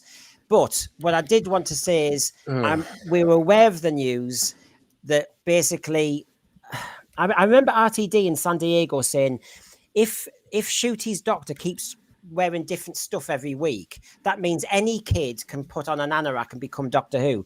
In this case, they made a Children in Need charity advert for a good cause, and you have the kid who was picked, and it was, I don't know if they auditioned or anything, but the kid who was picked to play the Doctor in the advert ended up being on the news now for a very serious case. And it's just, oh God, you just wish Doctor Who would not be involved in this in any shape or form. Well, we wish the event hadn't blooming happened as well. Yeah. But let's go into slightly safer territory where, as Doctor Who fans, we might be able to feel as though we can talk a bit more. It's my last item. Cancel culture in Doctor Who. Now, we've had this quite a lot. We've had John Barrowman. Is he ever going to come back? Is that fair? Noel Clarke has faced so much media inquiry and investigation, and I've not seen any results at all. And so basically, he's been tried by the media. James Dreyfus has been on loads of programs about he played the Master on Big Finish. I dare say you know a bit more about that regarding... I actually haven't listened to any of his stories yet, but he is my Twitter friend, so... Yeah. But the point is, again, he was cancelled because what? He supported J.K. Rowling. Yeah. He's very much a staunch defender of women and J.K. Rowling. Yeah, 100%. So where I wanted to go with this, with our final bit of debate, folks, so you feel a little bit looser and safer, is Alex Kingston, because she was in Douglas's Cancelled, gave an interview, and she said, and good for her, she said, there's a fascistic, I can't say it, cancel culture. My generation are treading on eggshells. I don't think people realize how dangerous cancelling people is. Now, I am not, by the way, linking it to those two others. No. They deserve to be, if you get my gist, not mentioned. 100%. But we're talking about other people where there's been allegations, but that's not been proven, or they just don't have the right politics for RTD. Gareth Roberts, for example. That sort of thing is what I'm talking about. So she says cancel culture is terrifying, sort of fascistic. I don't think people realize how dangerous it is. I've said that twice. There's something wrong with my brain today. Sometimes if you want to be historically accurate, you've got to face the reality of what that would have meant in casting terms. People should be allowed to explore roles they would not have been able to explore before, and also not be deprived of roles or even of writing roles because they don't actually physically apply to them. We need a sensible, fertile middle ground. And just so you can feel a bit happy about what you want to say, my generation is treading on eggshells, not knowing whether what you say will unintentionally hurt somebody. I get really confused about pronouns. For instance, I'm just not confident with how and when to use them. There is no empathy or sympathy. Opinions are immediate and black and white. And that's where I wanted to go with this, just as a kind of round up. You've got Doctor Who actors, writers, directors, all getting caught up in this cancel culture. I suppose I must ask Rachel first, because you do talk about this on your stream, don't you, over time, as one of your alternative streaming kind of themes, isn't it? Mm-hmm. Where do you stand on all this? What, cancel culture? Yeah, and how it affects your profession. I hate it. I absolutely hate it. It just goes. oh my goodness, you can say one thing and that is it, your career is gone. That's how it essentially works. They will try. There's a certain YouTuber who has like said, come back to me. I need to think more about where I'm going with this point. Okay. Okay, Gary, your thoughts on this? It's hitting the media everywhere, isn't it? My immediate thoughts about cancel culture is that it's only what I think cancel culture far from now in history, I think that will be seen as the most poisonous aspect of the rise of social media in the world. Without social media and all these things like, Twitter, TikTok, cancel culture, with the kind of instant spreading and resharing and everything, with I think that they're indelibly tied in. I think that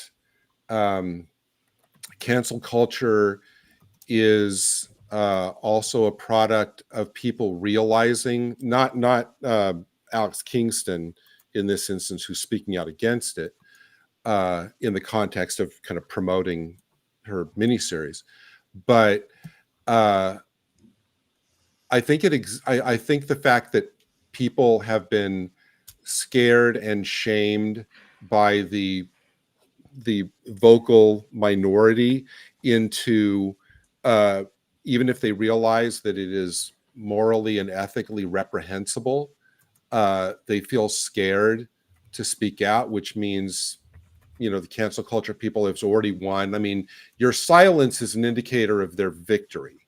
I mean, if you don't choose to speak out like she is and like some others are, they've already won. And also, I think that everybody who hides behind this kind of cancel culture thing as they're sitting in their room on their computers and their phones anonymously, shaming and canceling people, to me is the ultimate expression of cowardice. I think all these cancel culture people are abject cowards who realize that they can't defend their own positions about anything else. They can just hide behind the anonymity of their phones and the internet and cancel people, and they've achieved their own ends. It's cowardice, pure and simple. Mm-hmm. But it's like it's a bit like the media industry is now creating just its own echo chamber. And even if they know, like the thought police, if they know that you have a different political viewpoint, Gareth Roberts, I mentioned, James Dreyfus, you seem to be getting less work. Now, Rachel, you wanted to come back because you had your example, didn't you? Yes. Okay. So there was, speaking of my Twitter friend, James Dreyfus, and he's been in House of Dragon, right? Yes. And he has worked along some trans and non-binary people within that, and people know that he's quite controversial. And there was someone who put out a tweet, not going to mention names. I don't know if this has been retracted, but tried to essentially like call for his removal from the show, right? And so that's how it works, you know what I mean? Like if they think, oh, someone is potentially, now just talking in general, potentially dangerous and threatening to like who is like perhaps like really far right, is like dangerous and threatening to someone who is very far left, that person must go, get rid of them, and then just support the people who are on the left who have the right mind, the right way of thinking, so it's savage. It's a form of bigotry as well, if we want to get into that. And it just shouldn't exist. Like I'm a bit more of a centrist, I guess, but people say I'm a bigot all the time. Whatever. I don't care. But they tried to cancel me. I don't let myself be cancelled. But it's savage. It should go. Can I add something? Something I dislike about this whole cancel culture thing. Now, there is a social media influencer who I'm not keen on, whose name I'm not going to bring up on this podcast. However, they did an interview with the BBC. And when the interview went out with the BBC, I believe it was edited down to 35, 45 minutes. But this influencer recorded it themselves and released the whole interview. And what I really, whether I agree with this person or not, what I don't like is the narrative from the media and how they twisted this interview to suit what they wanted. And when you watch the whole interview, it went nothing like how it was edited. And this leads to people taking snippets and segments of quotes and things without full context, and then jumping on a bandwagon and then attacking people. People, if you're going to go after someone, know the facts, know everything. Don't just go in with both feet without knowing the full context, because that's really bloody dangerous. We see, and that's not a society you want to live in. We see this cancel culture is people are just pointing a finger in a direction. The thread is saying, the McCarthy witch trial, the witch trials in 1950s America, Puritanism, the Crucible. There's a hysteria going on, but the trouble is the powerful people. I love the way the powerful people in the media, Rachel, are talking about this. They're looking after the oppressed, but they are oppressing people who don't agree with them. Oh yeah, absolutely. Gina Carano is a very good example of that. By the way, I just want to quickly address something that's just mentioned in the chat.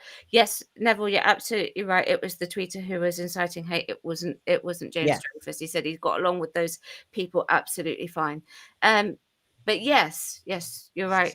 It does happen. It's the Puritanism is dangerous because nobody else is allowed another thought. Nobody else is allowed to behave in a different way. It's a cleansing of society from alternative views. It's Ken Kesey's One Flew Over the Cuckoo's Nest. It's that idea that non-conformists have to be hidden away. It's this whole idea of perfectionism. This has to be fought. This has to be challenged, and you really need to take these people on. Now, if you've got no power, if you haven't got a voice, it's a hard place to be. And even we are seeing examples of people who we thought were much more established and powerful and influential who have suddenly been sidelined. Now, if you really quickly, if you think about it, it seems to me that it's not just the pathetic inability to tolerate opinions or handle opinions that may differ from your own. It's the inability to even tolerate the existence of opinions that might be different from your own. You have to wipe them out of existence. It's not enough to say, well, they disagree with me and that's fine. Everybody is entitled to their own opinion. It's more like, no, I have to take an active stand to wipe out opinions that are different. That's a whole other level of crazy. Gary, if we followed what some of these media agencies do, in our panel of 5, we don't all agree on everything. No. So should we be cancelling each other? This is the nonsense of it. Debate and discussion is the whole point. I've always said I don't want a panel that agrees on everything to do with Doctor Who, just as a daft example. But it seems to me even people who disagree on Doctor Who get cancelled, depending on who's the showrunner. Is Gareth Roberts going to get another script on Doctor Who? Well, no. There's certain things that are going on with Strictly now, not necessarily that people are being cancelled, but it certainly seems that with the way that this investigation has gone about, they've just straight up suspended, fired, and now they're asking the questions. And it's the process of how they go around it all is very bizarre, Yeah. It's like if you have somebody you disagree with or want to quote unquote cancel, come out from behind your phone, come out from behind your computer, get yourself in a public forum and make your case. They're never going to do that because they're cowards. They rely on the anonymity of being able to do what they want without any responsibility or accountability. That's the problem with the internet giving everyone a voice. Yep. It's too easy. It's too easy to hide behind a mask. But Nick, I completely agree, Gary. Right. But Nick, isn't it interesting that actually RTD, when he wrote The Christmas Invasion, had that one line to destroy Harriet Jones at the end? And it showed you, I think a lot of RTD's scripts actually clearly show Doesn't she look tired? Yes, they show his subconscious all the time. And that line there, when you think it destroyed a woman, classic, a man destroyed a woman's career by saying she looked tired, irrelevant to politics, actually. And it's all this thing. Whereas Stephen Moffat, and I'm putting this up on screen because if nobody's, did you catch it, Rachel, in the end? I still haven't watched it. I've been so busy with work. Yeah, writing my episodes for YouTube. This is why Alex Kingston gave the interview, because she was in this and she plays a really good part. She's Hugh Bonneville's wife, and it's all about the cancellation of a celebrity, a high-ranking celebrity, and Amy Pond is good in this. Honestly, it is a. Karen Gillan, Alex Kingston. Why have I not watched this? What's wrong with me? But it's about cancel culture, and it's Stephen Moffat on top of his game, and he makes some outstanding points on, just a look, just a joke. I'm not spoiling the series because it starts with he's apparently made a joke at a wedding, and the joke might have gone viral. And that's all it is. Who was it? It was Russell Howard said something, you can't make a joke anymore or something like that without having to. Well, Jerry Seinfeld has said that too. A lot of the comedians don't perform anymore on college campuses because they just say it's not worth it. Well, what I find distasteful is thinking, trying to, what was I going to say to this? And I find distasteful is that we are attempting to be windows into everyone's souls. To paraphrase the Queen Elizabeth I first quote when she was asked about the Catholics in England in the 1500s, and she says, I don't have windows into men's souls. We are now pretending that we all have windows into men's souls, and we're trying to interpret, based off of a comment or whatever they are a good person, they deserve the right to voice their opinions and deserve the right to be an active member of society. And as science fiction fans, we are all aware of 1984, and we're all aware of thought police and thought crime, and Room 101 is the end result. When if they know what you fear, they've got you. It's a fascinating point you bring up, Brendan, because if you go back and look at the whole "doesn't she look tired" line, and I think your point is very well made, in that if we went back and it's funny that line has entered, the kind of the Doctor Who mainstream as either a really funny line or a really or a really clever line or whatever. It's a line that gets thrown around and used. But if you stand back from it, as opposed to, oh, well, look at David Tennant. I love David Tennant. That was a cool line. So, but if you stand back from it and try to kind of have any objectivity at all, and just think about like the implications of that, as you just did, where you said, well, think about, take off your Doctor Who hat and just look at the thing. It was, okay, this is a line that, the superhuman, infallible, cool, hot, sexy doctor said, so it must be good. We must go along with it. No, not necessarily. You think about that line and the way that it's used in an objective way, and it's really, really troubling.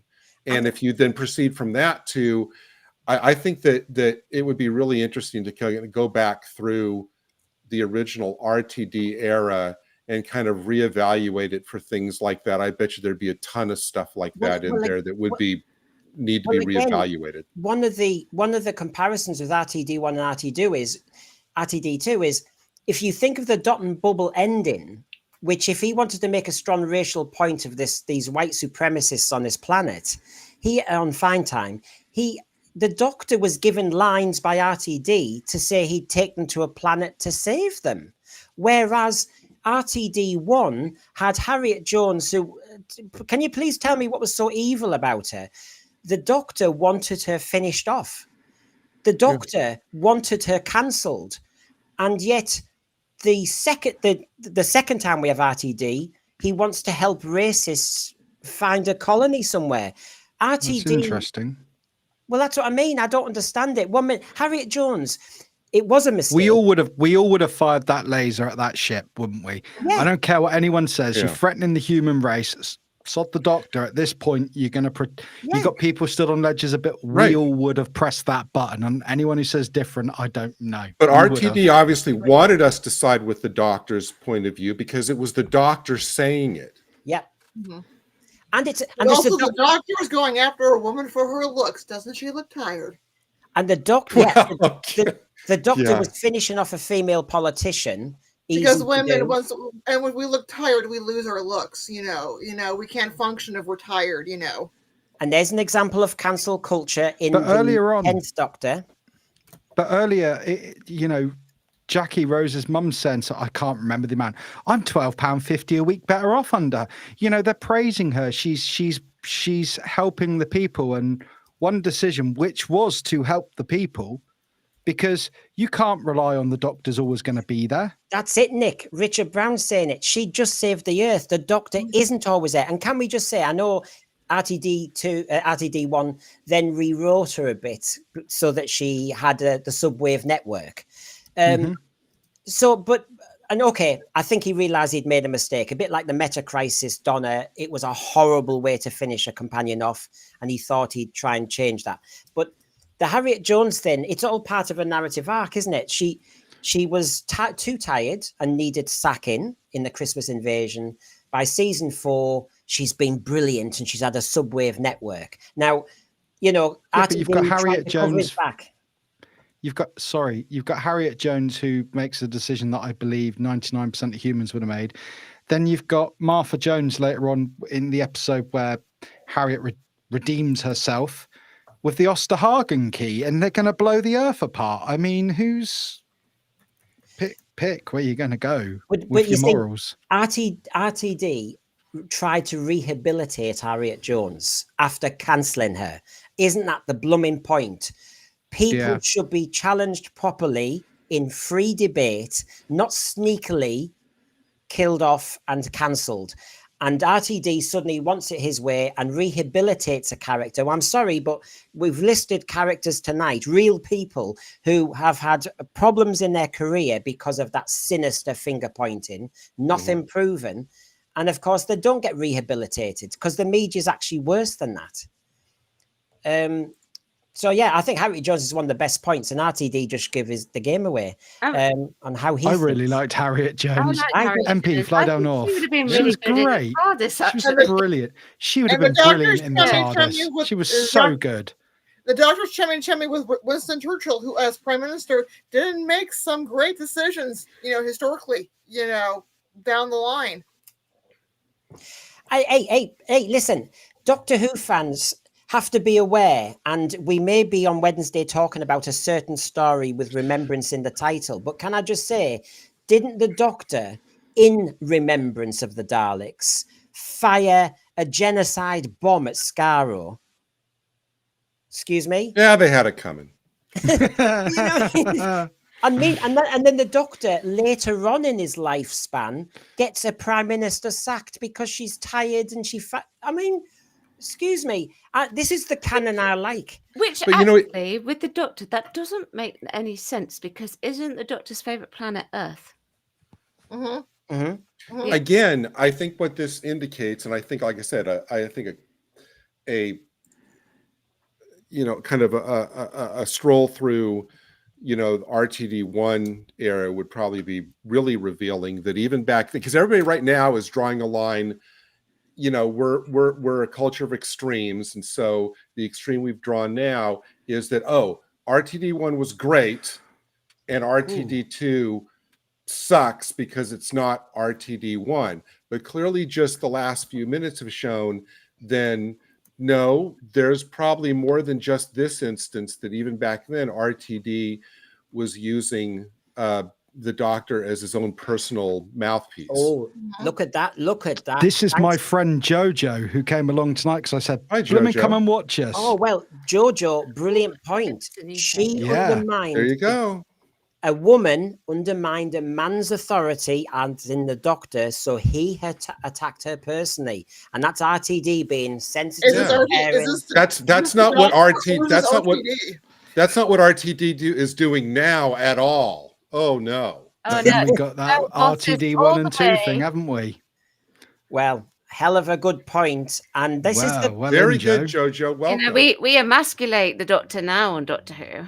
Yeah, isn't this the problem? RTD, just write some good sci-fi and stop preaching, because I will spot, like the panel, all your inconsistencies.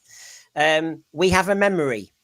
Rachel, please tell us about your channel and your streams upcoming. Okay, well, I have a channel that doesn't just do Doctor Who. I cover Doctor Who on a Sunday. Sometimes I do it on a Monday as well, but we look at movies. We talk about woke. Woke is a big thing on my channel. We do look at TikToks and a bit of a variety, a bit more sort of like feisty, I guess you could say, with some definite opinions. But I try to be as chill as I possibly can, even though I am woke, apparently. And tomorrow's video is actually in response to a comment that I got, because apparently I hate on Shooty Doctor too much. So right. I've got to hate on the That's not writers, possible, apparently. Rachel. It's not possible to hate on Shooty too much. So Well, the thing is, do I? I don't think I do. I'm pretty fair. So no, but you don't. You always No, give you the viewpoint of the actor, and we always give you the chance. You are queen of the woke. That's right. But I always give you the Queens are allowed to do whatever they want. Exactly, but it did actually give me a chance to write a really interesting video in response to that, where I just look at Russell T Davies. So that's what it is tomorrow. Yeah. Yeah. What would Shooty's Doctor do? It gives you a chance every week for you to say some lovely things about him. No. Oh, I do say nice things. You do. I'll edit them all together and they'll make a minute. No, they'll They will make a minute. So, Nick, you also have your kind of channel out there, don't you?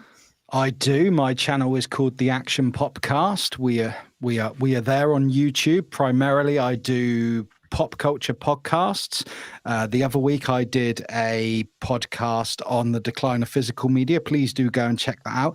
Next week is my other show, which is called Live and Moderately Entertaining, which I do with another YouTuber called Monkey Boys Toys. It's a bit of a comedy stream. It's bizarre, but the episode next week is all about sequels on demand. We're going to be talking sequels with no script. So come in, chat to us, and bring up any sequel you want and trash it, love it, do what you like.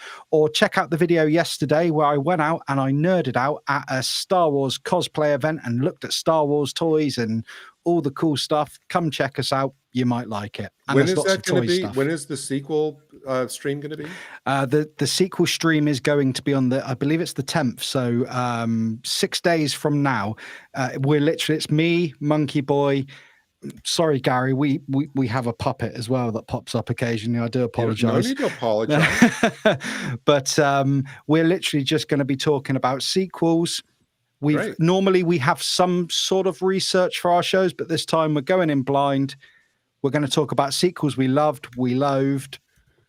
Get in the chat. Mannequin get 2 on the Move is the best sequel ever made. Hey man, get in the chat and bring it up and we'll discuss it, because we'll be researching live. But yeah, that's us, the Action Podcast. Thanks for allowing me the shout out. Good for you. So Michelle, you've been busy as well. You not streaming. Well, you have been streaming, but the point is you've been writing. Yes, I have. So since around the time that I joined the show, I was writing a book called Haunted Fredericksburg, which is about the ghosts and legends and history of Fredericksburg, Virginia. And so my book is now available for pre-order. It's coming up from the History Press. I'm going to put the link in the chat, and it's for the US. I'm sure you can also find it in the UK, but my book is coming out on September 30th. So tell us the name again. It's called Haunted Fredericksburg. And I've also been invited to join the Legend of the Traveling TARDIS on their Tuesday night shows, where we're doing the rewatch and we're going through the David Tennant era. So last week we did New Earth, and on Tuesday we're going to talk about Tooth and Claw. Yep. And I might end up getting on that one day. Yes, I know. I think all you guys would be welcome on there. Again, it's a fun show. All opinions are welcome. As I say, there is no wrong opinions in Doctor Who fandom. So that was the week that was. That was the Doctor Who. Really quickly, Brendan, somebody in the chat was asking about, because they were looking at the Chiron underneath, and they were going, somebody said, well, they're still trying to suss the YouTube thing, and are those links going to be somewhere? And I said that you'll put the links to everybody in the description so they can find it for this stream, so they can find it later. Yeah, like the links for Rachel and Nick and all those. Every time they're on, I've put down their Twitter profiles and everything on the description. All right, it's always there. My descriptions are fuller than some channels. I've seen some others not write a blooming thing. That Rachel's down there, Nick's down there, they'll be there. And Michelle's kind of sent me the details. I'll kind of get it set up for you, Michelle, don't worry.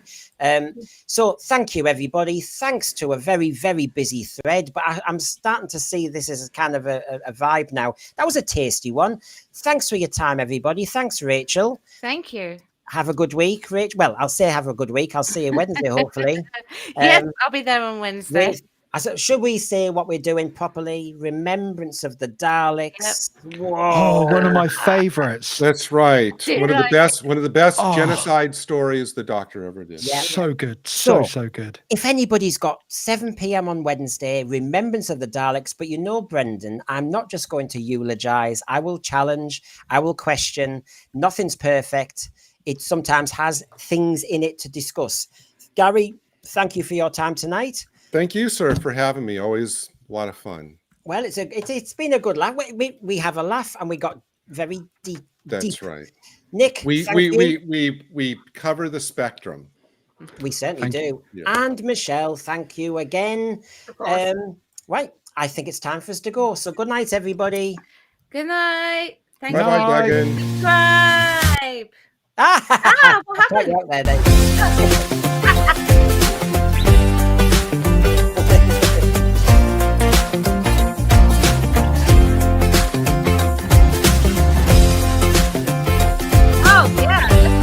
Oh, very cool, very cool.